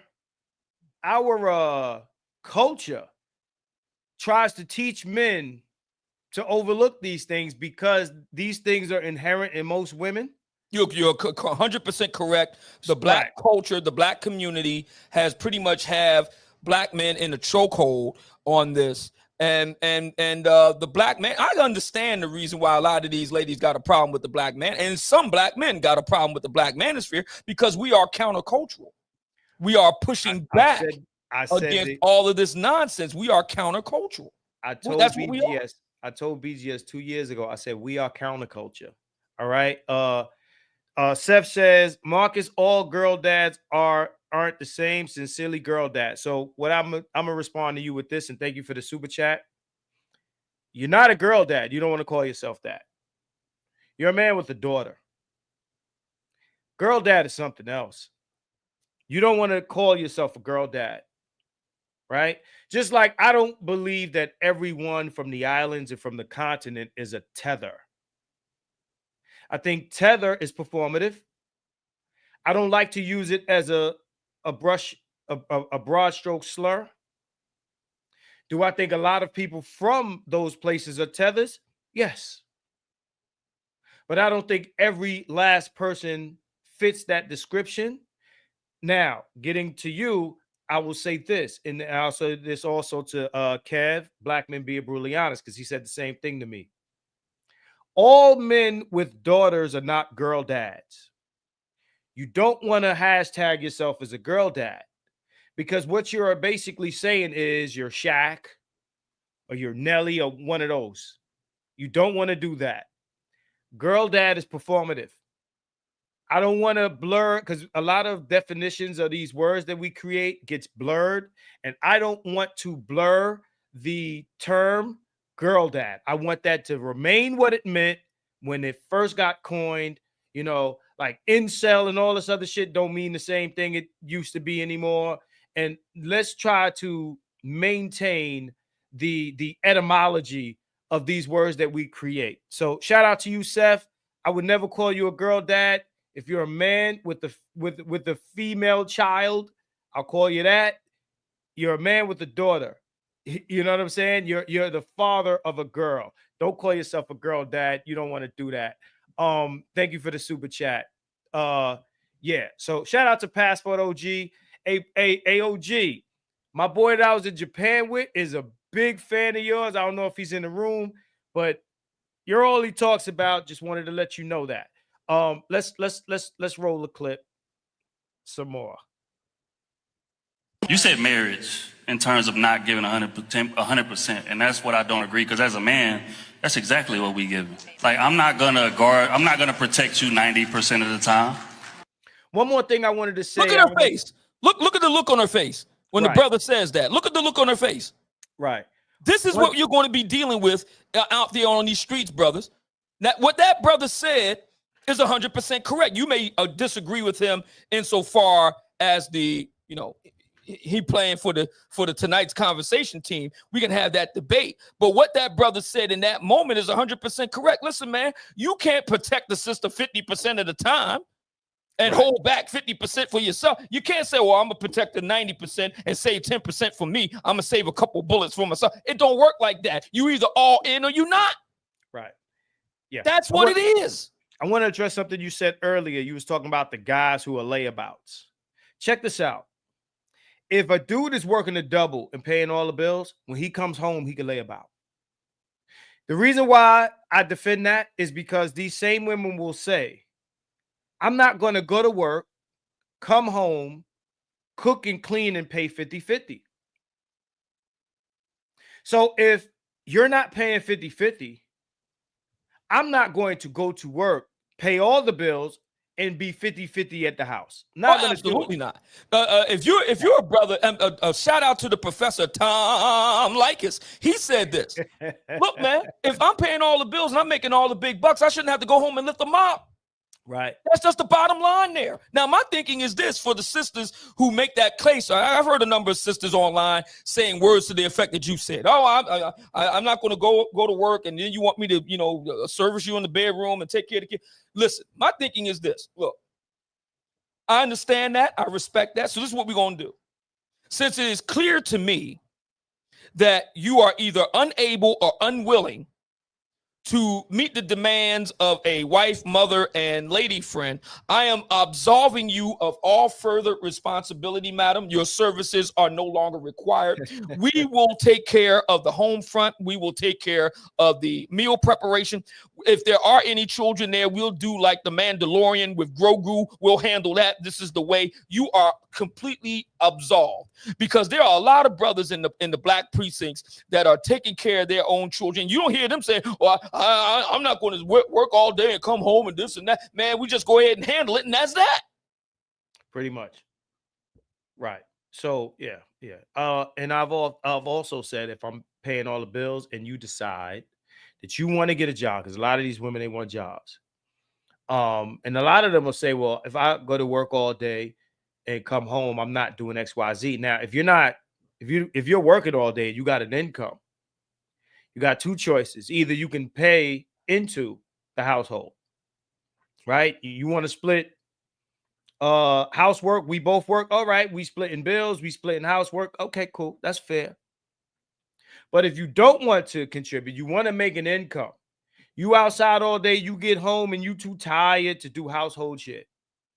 I got a solution for you. You take some of that girl power money that you're making and you hire a housekeeper, maid, cook, whatever the fuck, to replace what you would be doing at home. I'm not paying for that. I'm paying the bills. If you're saying you don't want to contribute to bills, but you want to have a job so you can have your purse money and bullshit like that. Look, if I got to do extra, and I'm just going to use the analogy, if I got to do extra to get the dishes washed, then what are you here for? Right. That's where I'm at with it. If I got to either do the dishes myself or pay, you can get a maid or whatever, that's fine. Then my question becomes, what are you here for? But we're in the machine era. We got dishwashing machines and washing laundry machines and drying machines. I agree. All those conveniences, yes. We got dishwashers, we got maids. So again, we're back to my question. Why are you here? See, a lot of black women, and that sister is one of them that you just played on the tape. A lot of these sisters have greatly overvalued their mate value on the market. Now, if you are stomped down, verified, dime to where you just so beautiful, all you got to do is just sit there like a painting, that's one thing. Okay, fine. We can debate whether or not every individual man would do that. Every individual man would just pay to just have a woman around. We can debate that, but you can at least see, okay, I can see why. She is fine as hell. I can understand that. I may not do it, but I can understand it. But you got these sisters that are average at best, thinking they can get that same treatment. Sis, the velvet rope is real. Okay, the velvet rope. There's a Janet Jackson talked about it. Go back and listen to that. The velvet rope is real. All sisters cannot make it past the rope. Okay, that's just the plan. Am I wrong though? No, but this is what they're saying is they want concubine status. Let me tell you what concubine status is. If you want to lay around, you want to be Keisha and Belly, right? You want to lay around, soaked in baby oil. At all times, you must be in shape. You got to be in shape. All right. I must be turned on immediately at the sight of you. All of your garments are lingerie. I never want to see you outside of lingerie. I never want to see you hair not done. I never want to see you face not made up. You are a trophy. You are a thing. Okay. If I'm compensating you as a concubine, you are an item. You are an object that I take off the shelf when I'm ready for you and I return you to the shelf. If you've reduced yourself because it's not me doing it. If you've reduced yourself to a plaything, to an item, to an object, you know, like what Kanye West said, you know how many hot bitches I own? If you are a concubine, we don't talk, we don't discuss, we are not equals. We're not equals. I am your owner. You are a pet. You are an item. And if I want to get another one of you, I'll do that if I so choose, if I can afford to do so. You will share space. I will have a harem up in this bitch if you are a concubine. That's how that works. We're not equals. We're not partners. We're not none of that shit. If you are kept, you are kept. You come out when I rub the lamp, bitch. Right? That's it. What is your wish? You know what I'm saying? Never had a friend like me. That's who the fuck you are. You are an item.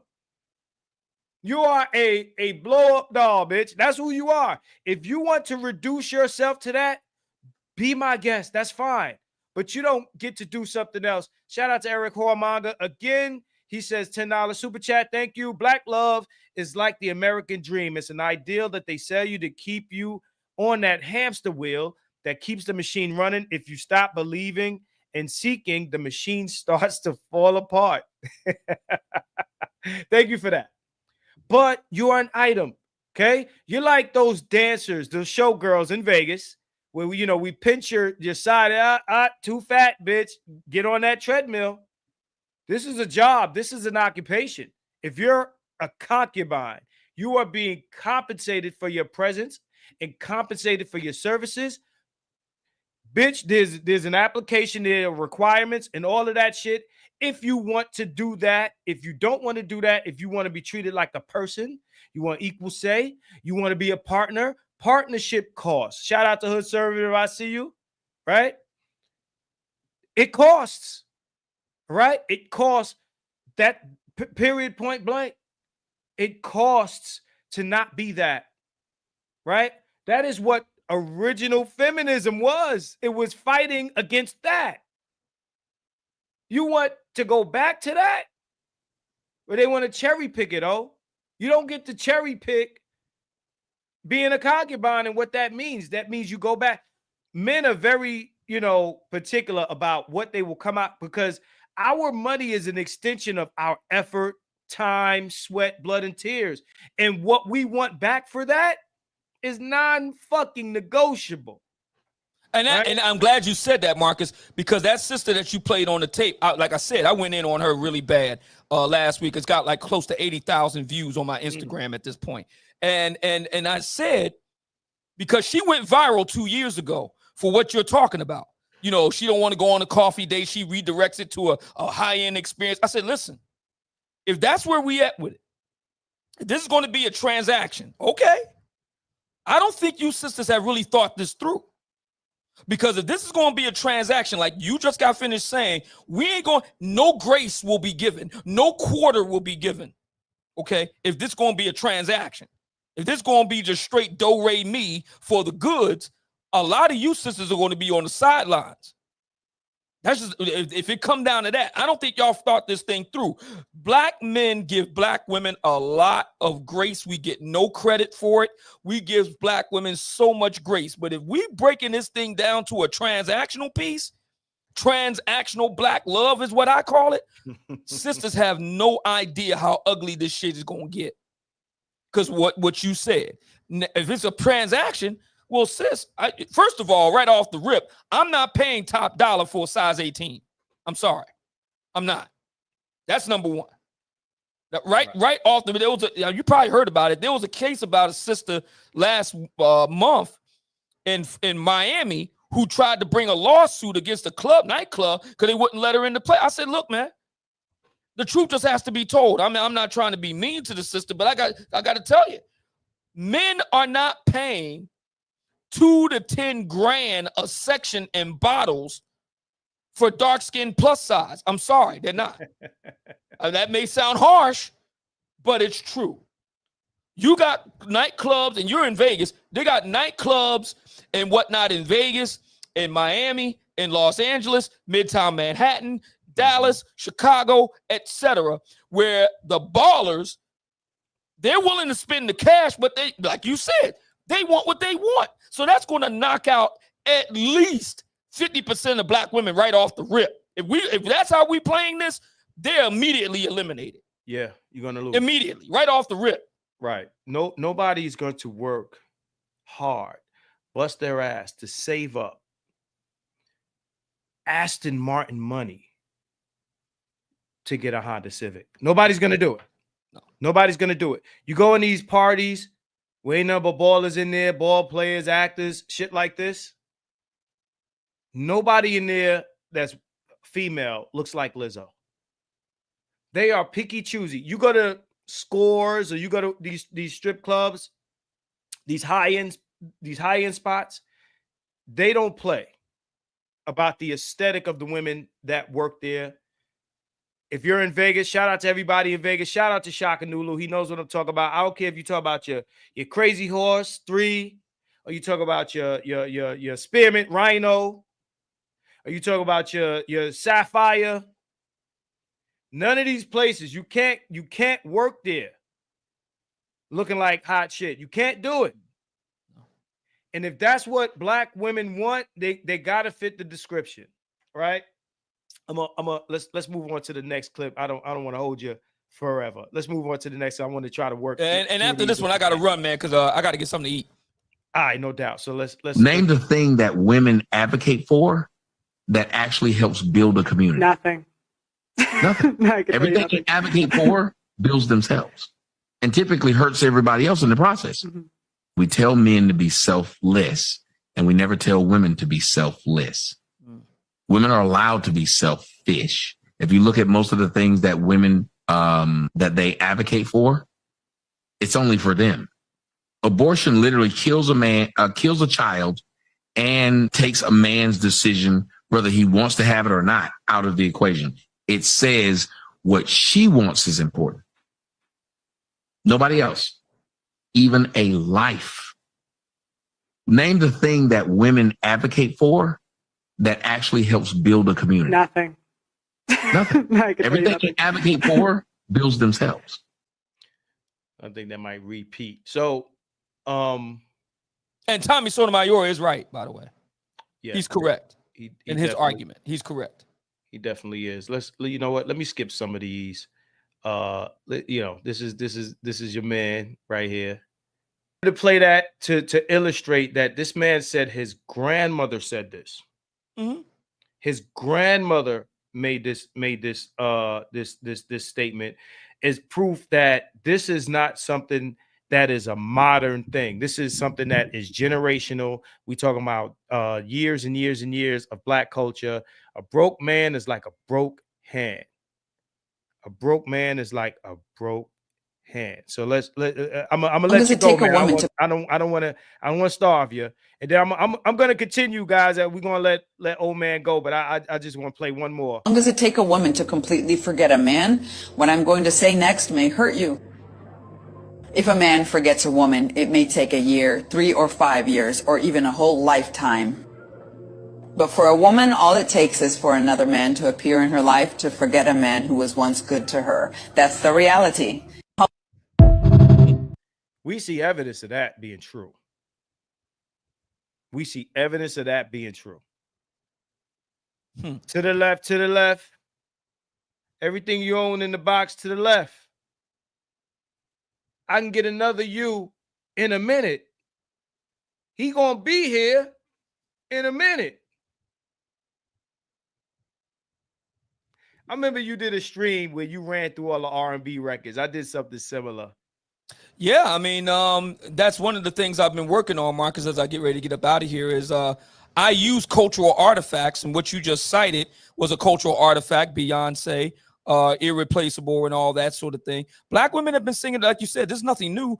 Grandmothers was talking about this back in the 1980s. I documented in my brand new book on Kevin Samuels coming out real soon. I document all this. So it's really black men that need to kind of wake up and smell the coffee and kind of get with the program here.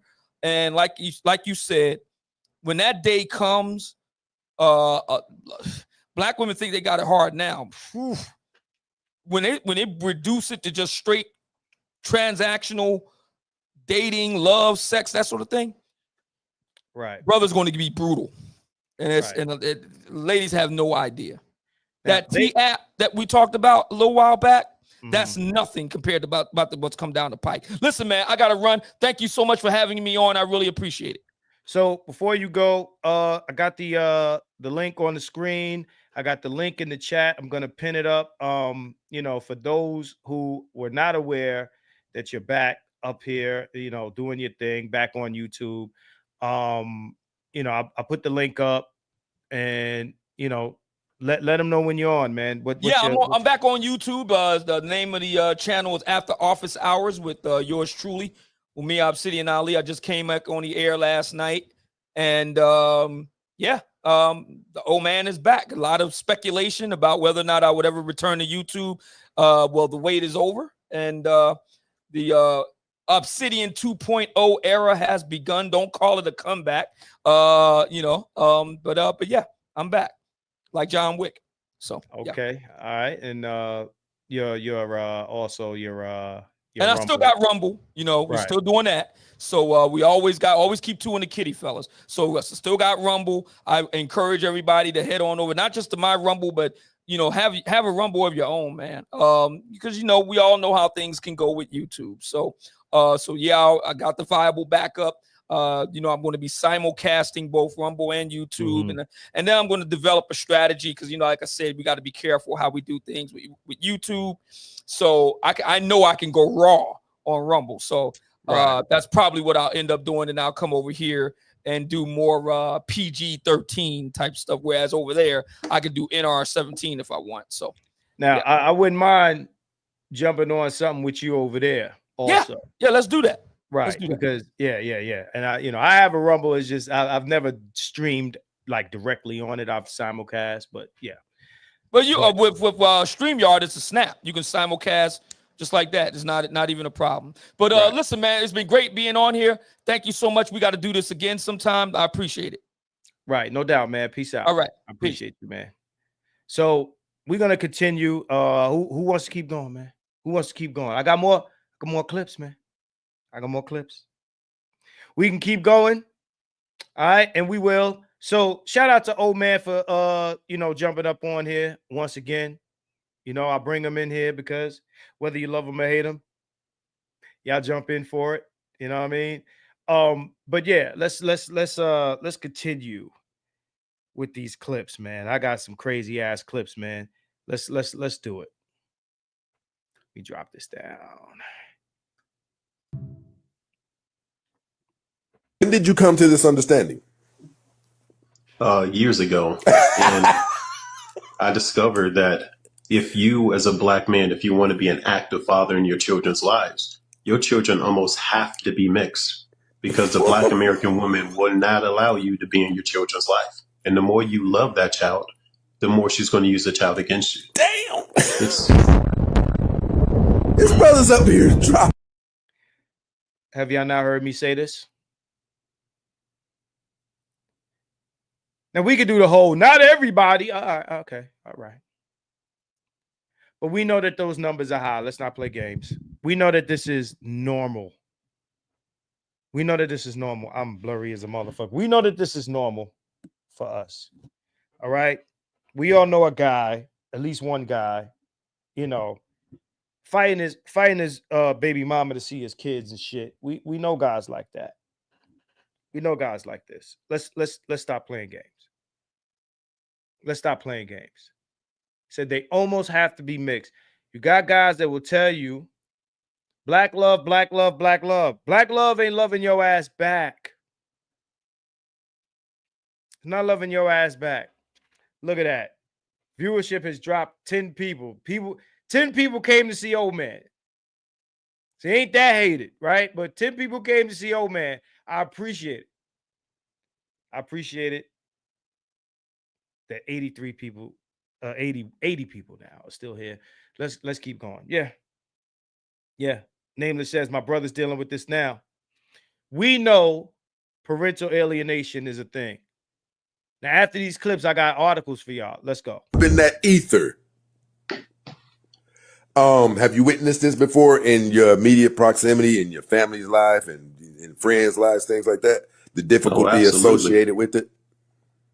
Absolutely. I have cousins, sisters. I've seen this behavior perpetuate itself throughout my entire lineage. And I respect everyone. I love everyone. You do whatever you want to do. But if you're a thinking black man, I don't think you can sit down and try to build with a black American woman. Maybe an African woman, maybe a Caribbean woman, Asian, Hispanic, but not a black woman, not a black American woman. Damn it. And mind you, there are arguments being made for marriage and positive child outcomes. This is in direct contradiction to that. How do you get a positive child outcome if your woman is likely to alienate you from these children and operate as a single mother? The same single mother that you're saying that you're using as your basis for marriage, for your argument for marriage, right? She's going to operate in divorce or in separation as a single mother, your wife or your ex-wife. She's going to raise that kid as such. You end up back where you were trying not to be, with your child's outcome being in question. And aside from that, now you have to pay spousal support. I don't care what nobody says. Now, mind you, having kids with women in America, I don't care which woman, is always a roll of the dice. It's fixed dice with black women. It's dirty dice. You rolling the dirty dice with black women when you're having kids, married or not. So if it is indeed all about the children, you might want to make different choices. You can't put black love before your children.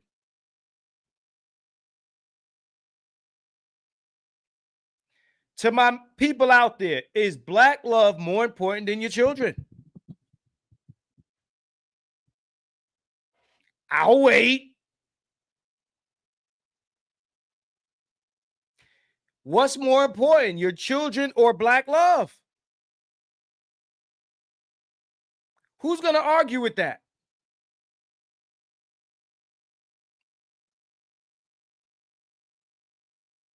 Let's go.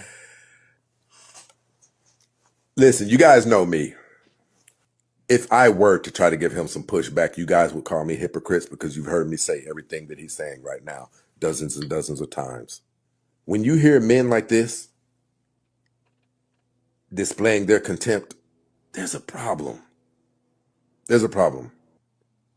If men view the women like this, where are we going to get the kids from? Because quality men won't lay down with women like this.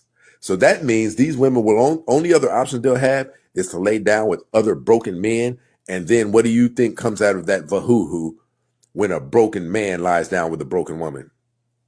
You think a scholar comes out of that vagina? No. It's going to be the very individual who comes by and gunpoints one of us for our wallet. Eddie,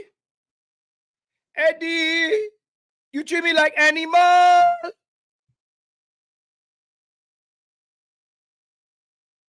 Eddie,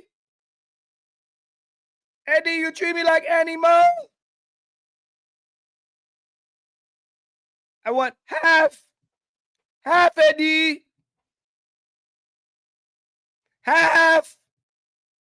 For all my young niggas in attendance who don't know what the fuck I'm talking about right now. Right?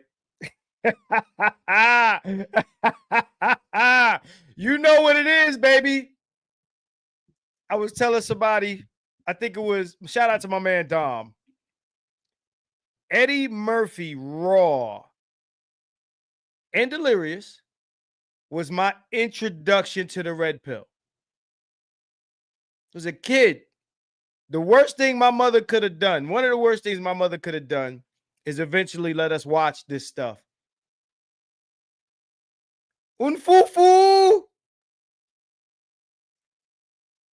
Yeah, Raw.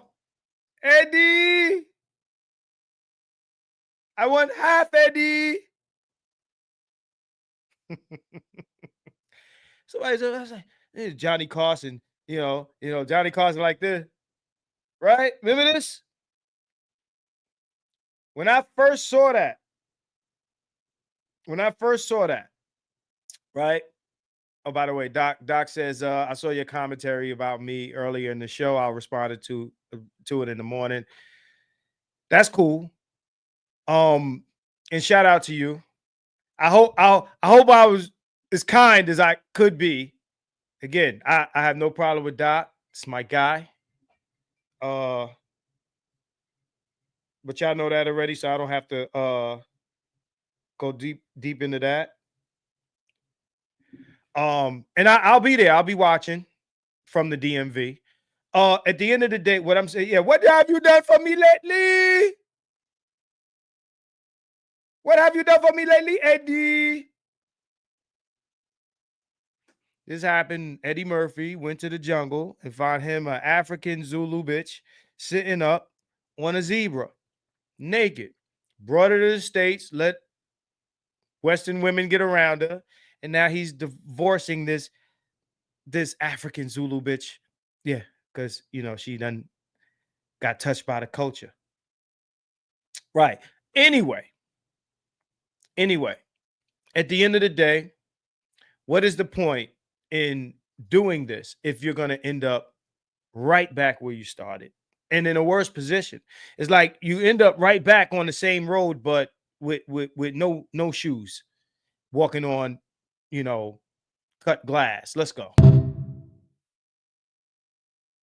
Problem is, we don't have enough women disrespecting men. Really? We don't have enough women humbling these men and putting them in their place. We need to start making these men feel worthless because they are. Okay? Call him a bitch. Disrespect him. Put him down. Make him feel bad about himself. Now, if we gonna talk about it, we gonna talk about it for real, and we gonna be honest, right? There's a man out there right now that has called his wife's phone multiple times. She didn't answer. She gonna walk in the house in a couple of hours and say that her phone died. He gonna smell that man on his wife. But because he loves this woman, he don't want to leave her. He doesn't want to break up the home and the family that he's worked hard to build. He's not going to bring it up. He's gonna suffer in silence. It's a man right now looking at his 3 kids and seeing a noticeable difference between that baby and them 2 oldest. But they all got his last name, and what he doesn't want to do is risk losing his other 2 children because he's asked about this baby, so he's going to raise all them kids together. It's a man out there right now that has sacrificed his dreams, sold his motorcycle to buy her the brand new family car so she can ride nice. Whole time she is driving that really nice Suburban to her side dude's house. And he has now seen this car in an area it ain't supposed to be in, but because he is too embarrassed, because he doesn't want to deal with the humiliation, because he knows somewhere it's going to be turned around and twisted on him because you wasn't giving me enough attention at home. Even though this man had been working 12, 14-hour days to pay for that Suburban, he is just going to suffer in silence. He don't want the drama. Let's just be honest. Women cheat better than men do. So the reason why you don't see a lot of men having to suffer through the ridicule is because women don't get caught the same way the men get caught. It's not that they don't get caught. Men don't want. I don't want to know if you playing me. Keep it on the low. Let me drop this down for a second. Okay. I want to share a screen. Okay. And I've said this on previous streams that I've done, right? The invisible struggle of married men. All these marriage advocates, they're not going to tell you about these things. All the things that married guys have to do to keep that marriage together, right? The invisible struggle of married men. So your Gababes and whoever else is and everybody that be jumping on this motherfucker talking about how great it is to be married and they're married to family building warriors. So much attention has been focused on the fact that women don't have a strong, clear, assertive voice to bring the relationships. This is often true in the workplace. Interestingly enough, however, Men lose their voice in marriage far more than women do. They may distance or stonewall, telling themselves it's not worth the fight. They may remove themselves emotionally from the relationship and then may feel devastated when a partner leaves them out of the blue. My own research on marriage and coupling up indicates this. Many men tolerate too much criticism, intensity, and negativity from their partner. Let's make this bigger for those on phones. Rather than taking a firm and loving position on their own behalf, many men haven't found their voice to say to their partner, I'm here to talk to you about absolutely anything, but you need to approach me with respect. Let's set a time on Sunday where you can tell me your concerns and I'll do my best to really listen. Instead, the man may distance and stonewall. He may close the door on the conversation by announcing, I don't want to talk about it. This only invites his partner to anxiously pursue, and when it fails, which it will, to coldly withdraw. The dance is a good recipe for divorce. It's never too late to use your relationship as a laboratory to experiment with new behaviors. Nothing is more important than learning to have a clear, strong voice with a partner, especially when you feel angry, stuck, frustrated, or desperate. And remember this, anything that you need to say can be said with kindness. Any firm limit or boundary you need to set can be set with kindness, no exceptions. Let me drop this down. Drop that down. I'm going to share something else. Okay? Let's get to it. Let's get to it.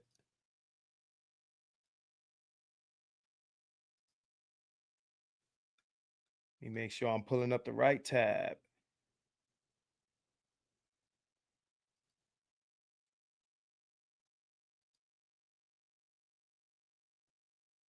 Which one is this? Okay, here we go. Here we go. We're going to talk about facts and studies and things of that nature, right? So this is what we're doing. Okay, let's blow this up. I'm going to scroll to the top so you see what we're reading here, right? A national sample of U.S. paternity tests do demographics predict test outcomes.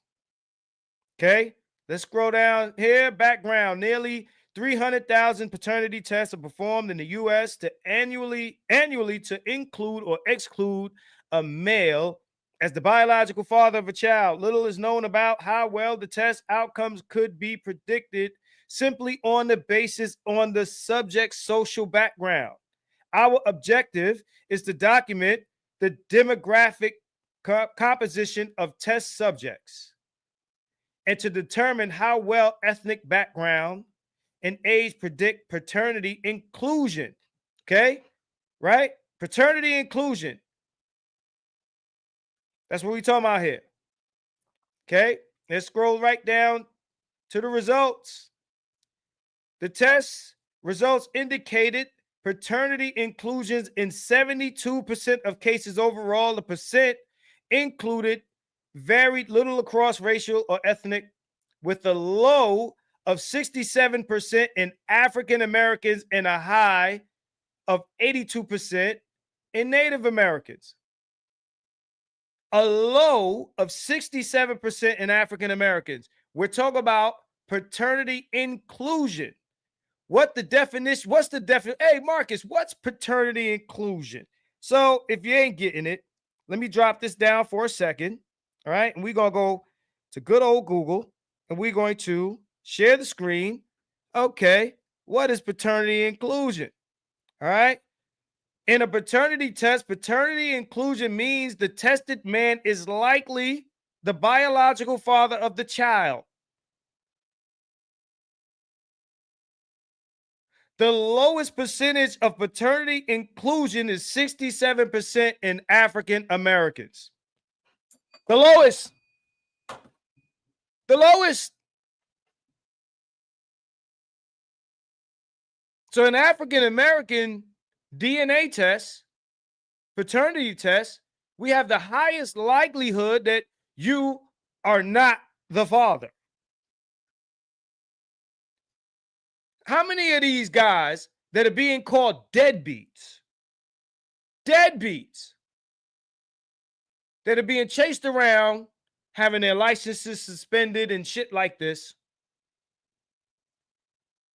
If you're baby daddy, or let's talk about husbands in marriages. Okay? In marriages. How many of you motherfuckers are married raising your son or daughter?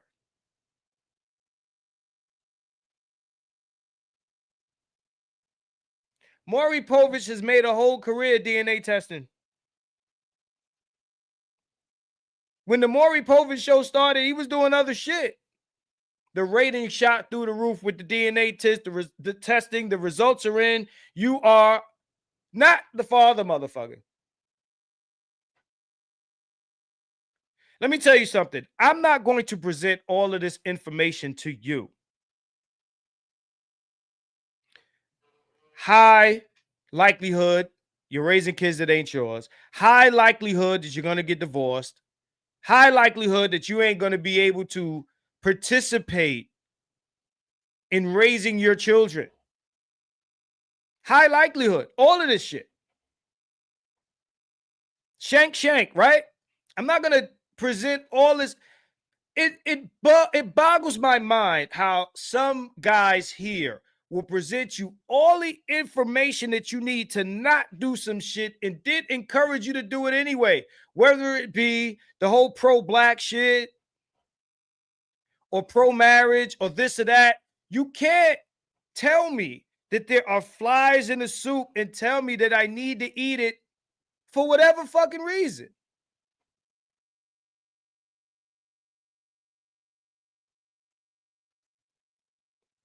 Because somehow these ideas, these beliefs, these aspirations of a community or unity are more important than my well-being, my children's well-being. None of this shit is more important than that. If you're a father, culture and all, none of this shit, we're getting more and more removed from that bullshit. None of this shit is more important than you and your kids. Tommy said it best. Men are taught to be selfless. Women are taught to be selfish. When do you become selfish? Black men, stop being fucking slaves.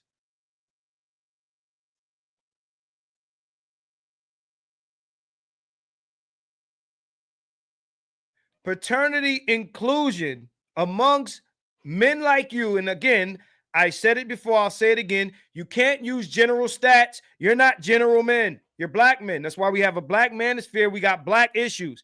Black men, paternity inclusion, 67%. That's over 30%. Higher than what we remember.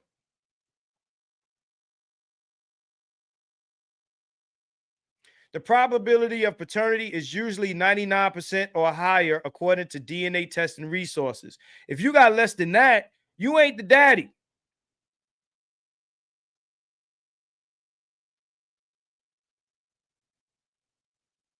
Yet, the pastor will tell you, the Hotep nigga will tell you, some of your content people will tell you, this is the way you should go. And that's worth the risk. It's not worth it. Your returns are diminished. We can get on this motherfucker and complain all day. Black women are like this. They don't do this. They're not wives. They won't do this. Fuck all that. What are you gonna do? What is your next move? What is your solution? Fuck all of what we could talk about. Oh, this. I show you these things not because I need black women to change or that you need them to change. Fuck winter. Fuck all of that shit. What is your next fucking move? What do you do with this information now that you have it?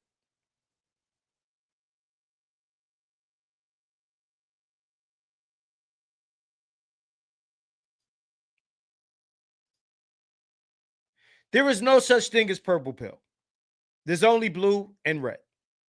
You are one or the other. There's no in between. If we give you all this information and you still go that way, you are the dumbest. If I tell you the motherfucker around the corner with the gun, he's going to rob you, and you proceed in that direction, you're an idiot. I have no sympathy for you. I have no sympathy for you. You did it to yourself. You're not a victim. I understand what grooming is and all of that shit, but okay, if you are given information and you ignore this information because you're grooming, you can't adjust to the new information, you have a learning disability. That is the box I have to put you in, and that is the box that everyone here in this space should put these people in. That's how I feel about it.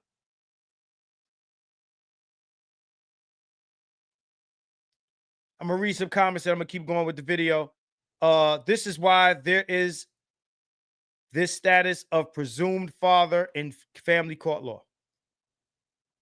The deadbeat dad stuff is propaganda from white feminists that black women took and pointed at black men. The whole time, the women were the real deadbeats. They'll say the flies are protein. Shocker, man. The proof is in the abortion clinics. You'll see behind the curtain. But both the sheeps and the agents are telling you believe the lie. I've been saying, and I'll say it again, do nothing. OG said, community eunuchs, some of Obsidian's best work. Doc says, we need mandatory paternity testing at birth. Too much evidence of rampant paternity fraud at this point. But Doc, I'm going to tell you, until that happens, what are we going to do? We're going to keep doing this? Protect yourself at all times. Don't wait for laws to change. If you're waiting for laws to change, if you're saying, like the women say, we need to teach men not to eat par. So you continue to wear the skirt with no panties in the high crime area. Understand your role in your own bullshit. Okay? No, exactly. Literally deadbeats. Shout out to Coyote. Hey, Coyote, what's going on, bro? Absolutely. I appreciate you with the super chat. E-Hall in the building. Let me play some more of this video. Coyote, don't go nowhere. Let's pull some more of this up. And men have to deal with the public humiliation of, man, you wasn't handling business at home. So they would rather keep those secrets and those questions buried deep. And in my opinion, if you ever see a man out with his family and he just looks absolutely empty, it's because he knows he's not loved in that household. He knows that he is not appreciated. This is what guys are dealing with in these marriages. This is what a lot of guys don't tell you. This is about father side of the story. Let's skip through that. I don't want to keep guys here all night. All right, here's an interesting one. We're gonna play this one. I like this little cartoon here. Let's play that one. Every time you lie, this lie detector is going to make a beep sound. So just tell me the truth and let's cut to the chase. Where were you today? I was at school. Beep. All right. I went to the cinema with my friends. Beep. All right. I was at my friend's house and we were drinking and we were smoking. Come on, man. When I was your age, I never did anything like that. I was just in the park with my friends. Beep. He really is your son, isn't he? Beep.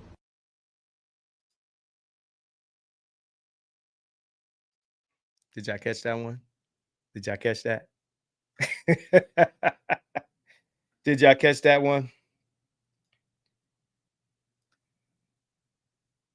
Right. All right. Paternity fraud, niggas. Don't sign no birth certificates. You sign a birth certificate, you get what you get. You sign a marriage certificate, you get what you get. You sign anything.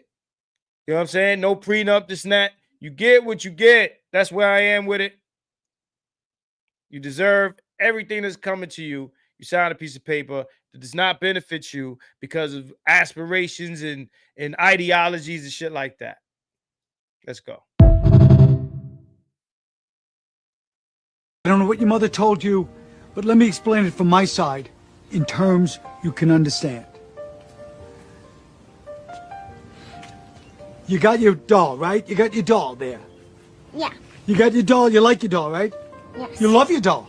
Yeah. Yes. You love the doll. But what if I told you that was the only doll you were allowed to play with the rest of your life? How would you feel? Sad. You'd feel sad. Of course, because there's a lot of other dolls on your shelves. And if you play with the other dolls, you can't have that doll anymore. Even though that doll doesn't really want to play with you at this point. You're both living a lie. There's other dolls you like, and they're making new dolls every year. You want a stewardess doll? Yeah. What about a slightly overweight cocktail waitress doll? Yeah. What about a doll who happens to be best friends with your main doll? Yeah. It could happen, right? Yeah. What about a doll you only play with one day and never see again? Yeah. What about a doll where your friend's playing with a doll and he needs you to, kind of man up with the other doll? You don't even want to play with that doll, but you do it because your friend's playing with that doll. You don't want to sit there and leave the other doll unattended. Yeah. So that's why me and Mom are getting divorced. Monogamy isn't realistic. Monogamy isn't realistic. Who that sound like?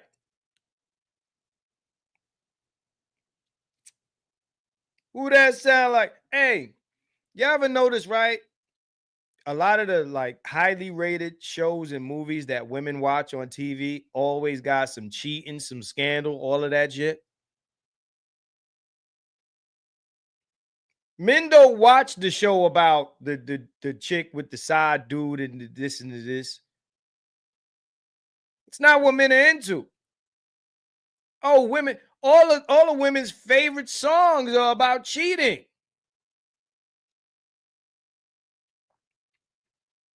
I've been saying this forever. Monogamy is a social construct. I've been saying this shit forever. People debate me on this. It's natural. No, it's not. Human beings are not naturally monogamous. No, it's not. That's not what it is. If they were, you wouldn't have to socialize it. You wouldn't have to make rules. None of this shit.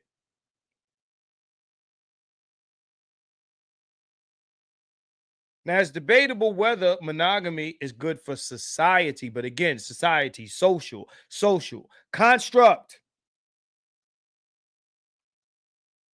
It was so society is social, social is nature because human beings are not. No, you're doing a lot of bobbing and weaving. It's something we created.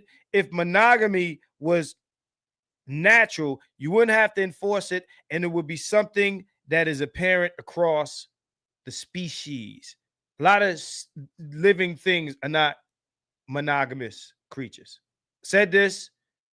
I mean, you could debunk it with facts if you can find them. Let's continue. Again. Monogamy isn't realistic. Again. I see these. Okay. This is one of my favorites. Let's go. These huge public weddings. It's a humiliation ritual for the man. He ends up on one knee, worshiping her, giving her a diamond he can barely afford, begging a woman he's been paying for years to stay with him. Of course she said yes, you idiot. She's living in your house. And then after that, she humiliates him publicly forever by showing how much she can control him as he stands there spending his life savings, putting her in a dress and giving all her friends a great time and promising that he's going to stick by her no matter what, while she stands there as the princess going, great, I've got a husband. And the second she's unhappy, the very first second she's unhappy, what does she do? Leave. So what the are you even marrying her? You must be out your fucking mind. The marriage contract was simple. I get a virgin who obeys me, and then I'll marry her and pay her bills. That was the contract. It seems that men are still prepared to take care of a woman and pay her bills, but I can't seem to find any obedient virgins out there. So it looks like women have broken the marriage contract. Not me, not men. Women have broken it. Women are the ones who you can't trust to marry. So let me address something here. So I think it's CS Banks. Let me pull his comment up. Because CS Banks says they gotta force niggas into monogamy. Let me say this, right? Let me say this. I don't think monogamy was women's idea. I think it was men's idea. And let me tell you why. Because what monogamy does is it guarantees men a woman.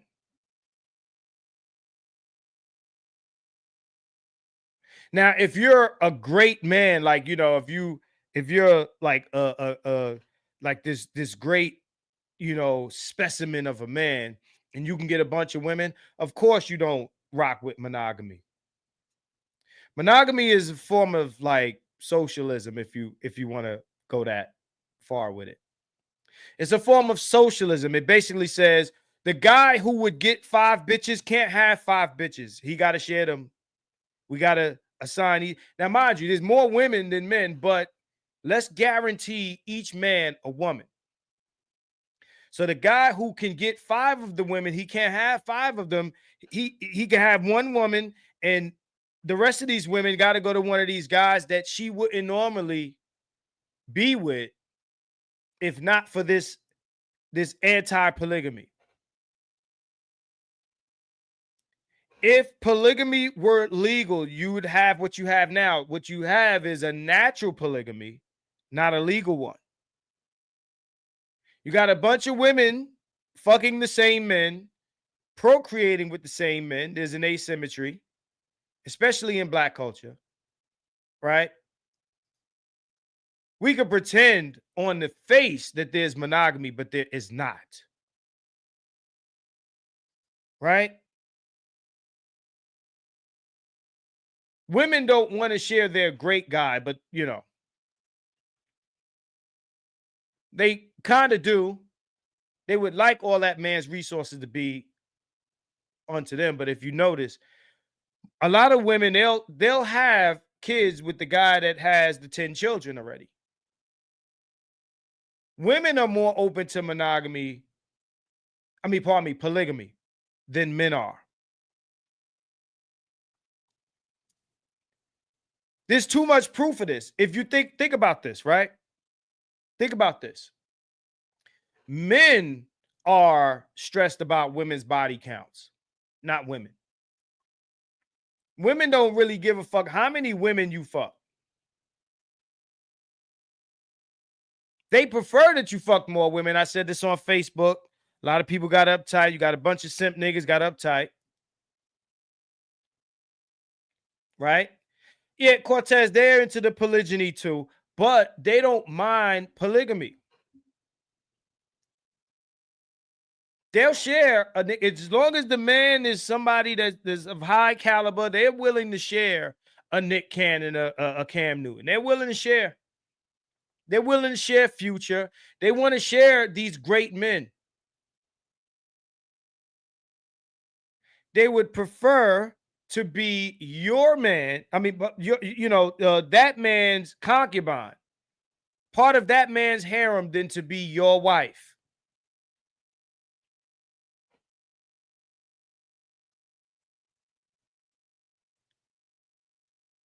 They don't want to be the only woman with you. They want to be one of his hoes. We know this already. This is real shit. The only men they got to force into monogamy are the top dogs, the top 10%. Otherwise, they will suck all the bad bitches out of circulation.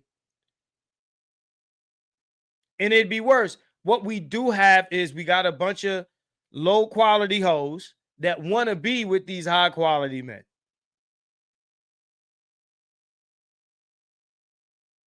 So even the unchosen women, the femcells, if you want to call them that these high quality men don't want, they're taking themselves out of circulation for the average man, which creates this fake shortage of pussy in America. Because they all want that guy, but the only women that can get him is the high, the high, percent, the upper echelon of women. And even they are willing to share this guy.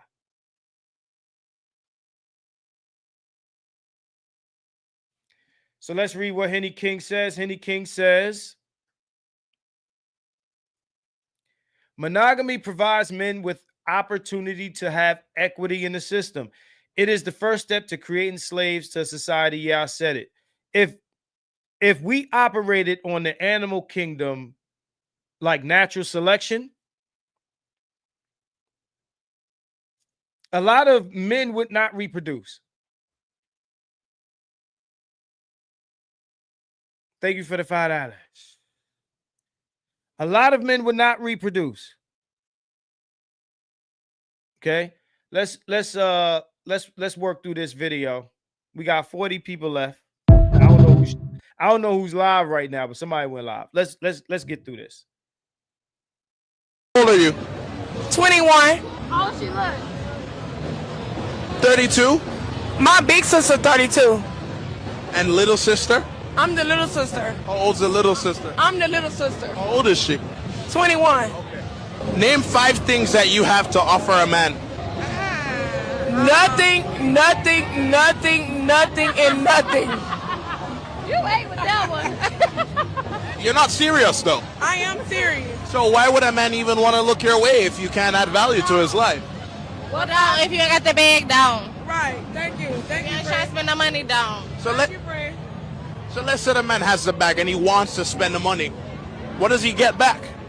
Why do it always got? I feel like you said you want pussy like that. I feel like that's what you're talking about. Why do I? Let me pause this. Shout out to Chaos. I see you.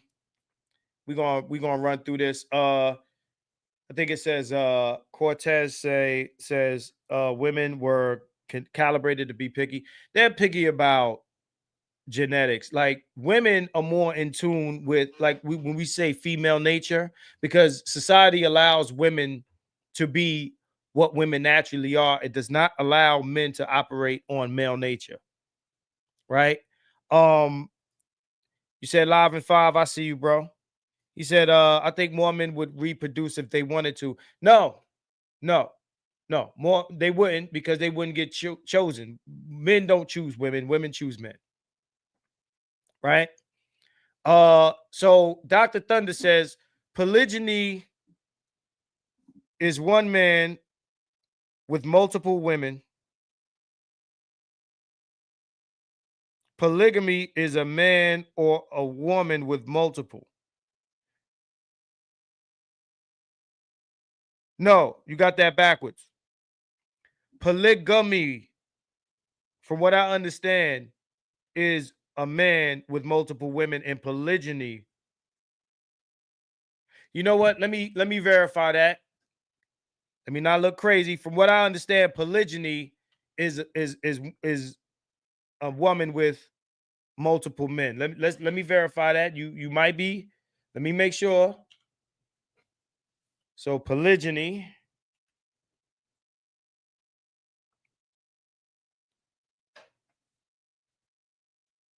So polygamy, in which a man has more than one wife. Okay, polygyny. Right, because it's gone. G-Y-N. Yeah, right. So said polygamy has 2 sides. I got you. All right, you're right. Oh, it's polyandry. Okay, I'm saying the wrong thing. Okay, glad I corrected that before I sound crazy on the playback. Right, so you're correct. Of course, one man with multiple women makes more sense, of course, because we can tie the lineage better than we can on the other end, and we have more women than men. But monogamy doesn't make any sense. Not naturally. Right? If you want to run a functioning society, you might have to push monogamy, because you want the men to opt into the society. And if you don't give, and no, I'm not into none of this shit. I don't give a fuck about none of this shit, bro. But what I'm saying is, in order to have men opt into the society, you have to give them some guarantees. Those guarantees have been broken now. Right? So let's move on. These chicks is what do you bring to the table? Nothing, and nothing. Okay, here's the one I'm gonna end this on, right?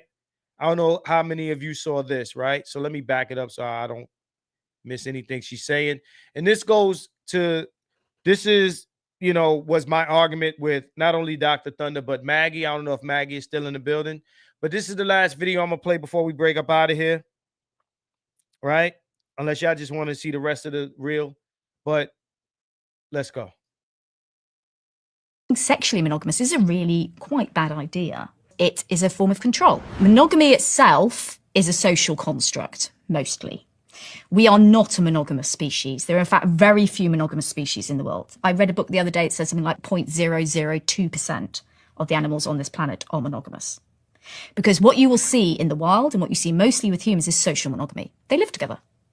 But the infidelity rate sits generally at around 50%. Did I not make these arguments? Social monogamy. Did I not make these arguments? Let's continue.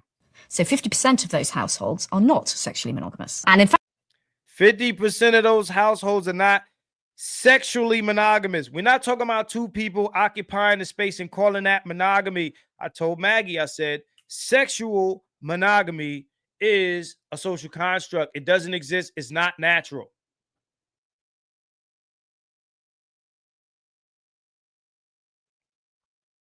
It's not natural. There's too much proof to suggest this. The facts are on my side. I got love for you, both of you. But the facts are on my side in this argument that monogamy is a social construct, is invented. It's invented. There's not even monogamy in the Bible y'all read.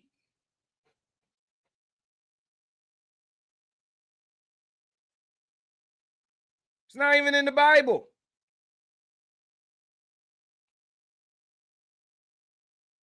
You can raise stabilized children. You can do it. That's, that's a bad argument. That's a bad argument. That's a bad argument because polygamy got us this far. And then, we changed it. It's a Western idea. It's a Western idea. So when you say ancient definition of monogamy is one part in a lifetime, new definition is one at a time, I'm talking about sexual monogamy. Let's not do a spin on what I'm saying. I said sexual monogamy is very specific and clear as crystal. It's clear as crystal. Let's not get confused. Let's not move goalposts, any of that. Sexual monogamy, reproductive and monogamy, those things are a social construct.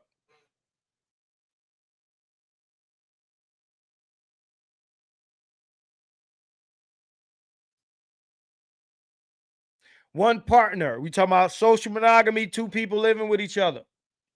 Talking about sexual, biological monogamy, which is science, is human biology. There's no way around this. There's no argument around this.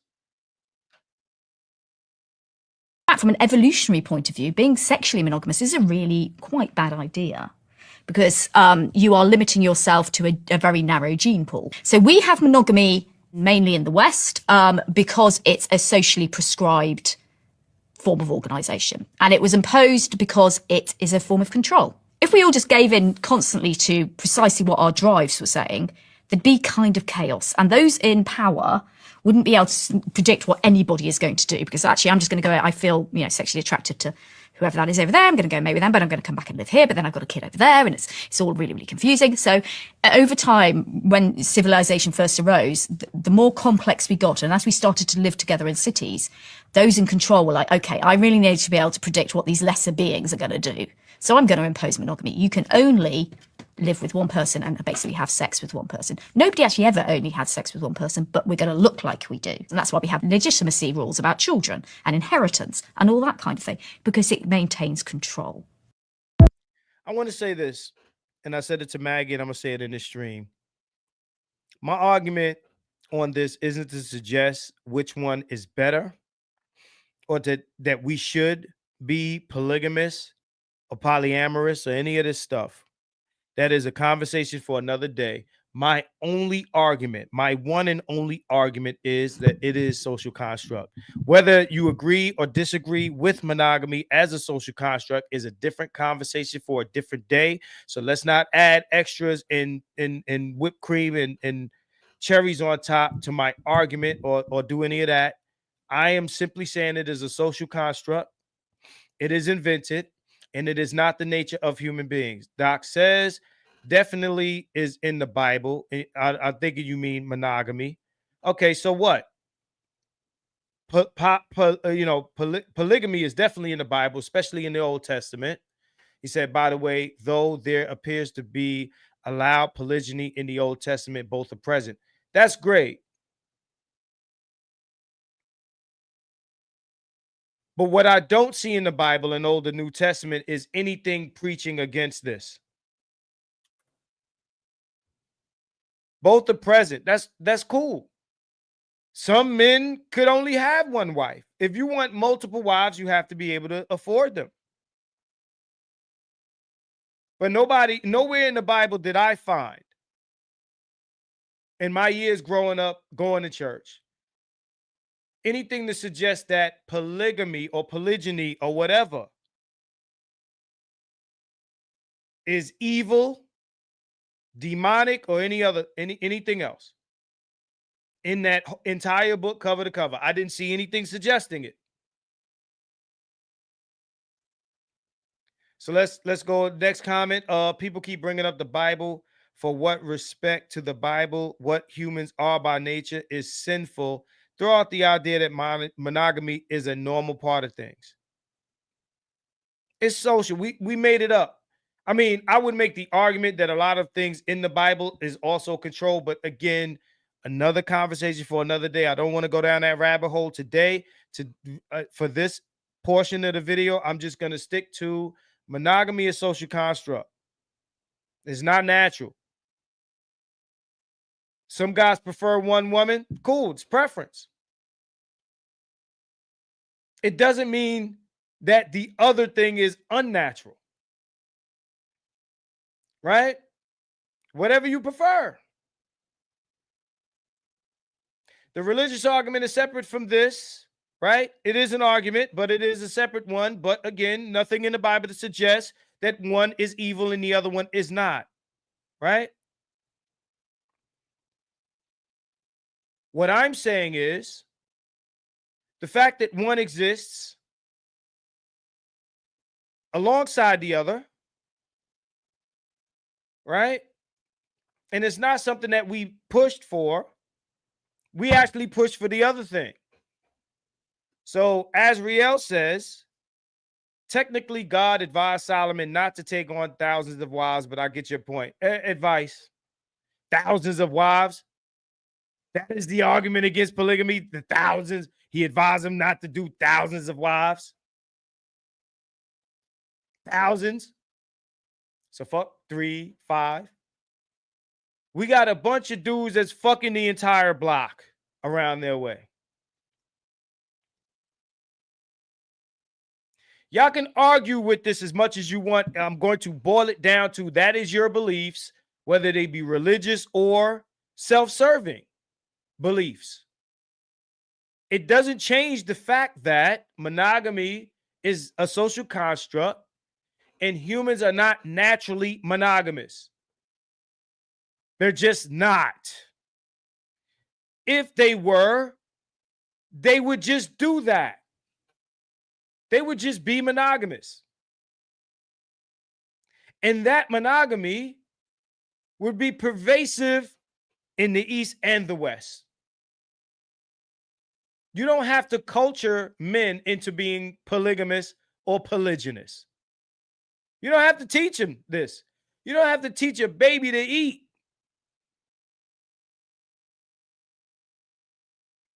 Now, is one better for society? I won't argue. The responses to this, I'm sure, are going to have nothing to do with my point. I'm not saying one is better for society or one is not. Certain control is necessary. We have certain control mechanisms in society that are definitely necessary. Otherwise, you'd have chaos and motherfuckers killing each other and all that shit. It's great.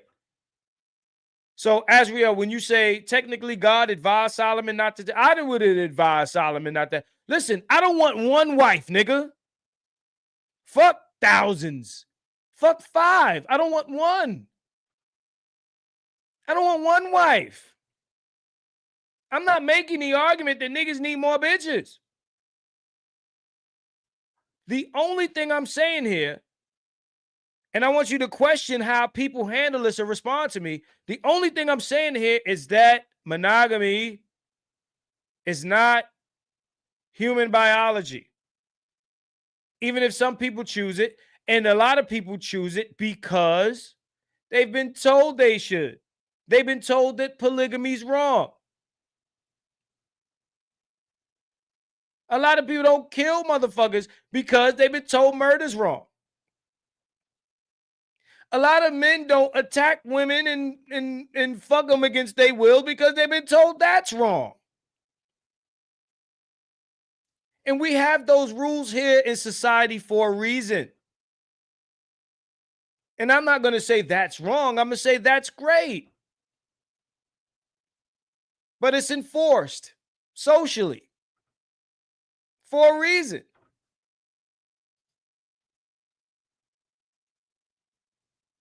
Period. You can respond with whatever. I might respond to your response, but I mean, we're supposed to debate this here, but again, you know, it's something we made up. If we didn't have this rule, you'd have the best men with all the women. I see you, Lou. You'd have the best men with all the women, and you'd have the worst men with none. And that's kind of what we have. The same as in the animal kingdom, where the females chase the strongest male. That's what we have. True, Marcus, people are biologically wired a certain way, and putting on a marriage ring doesn't cut off one's attraction to anyone else or the opposite sex.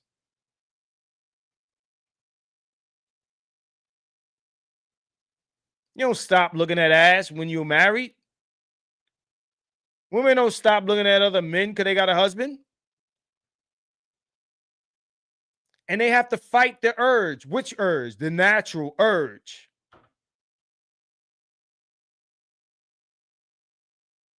Again, anybody would want to, I mean, it's a coping mechanism that makes you argue with this. Either it's a self-serving argument that you're making, or it's a belief-based argument that you're making. But you can argue with nature all you want. That's how it works. That's why we got women out here with multiple baby daddies. We got men out here with multiple baby mothers. Outside of that construct. It's never not going to be that way.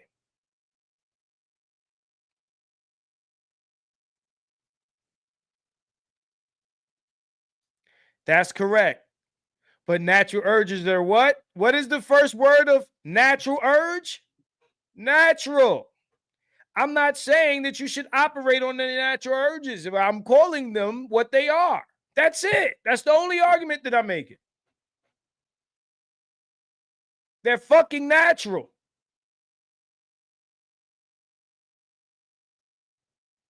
And a lot of natural urges don't belong in civilized society. But let's not call monogamy natural, because it's not.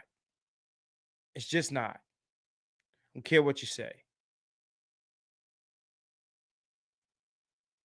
I got you. And anyway, I'm going to jump off of here. Hey, Doc, you owe me a debate here on this. Here. You owe me a debate. Not a response video. You owe me a debate right here. You still haven't done it. You're my guy.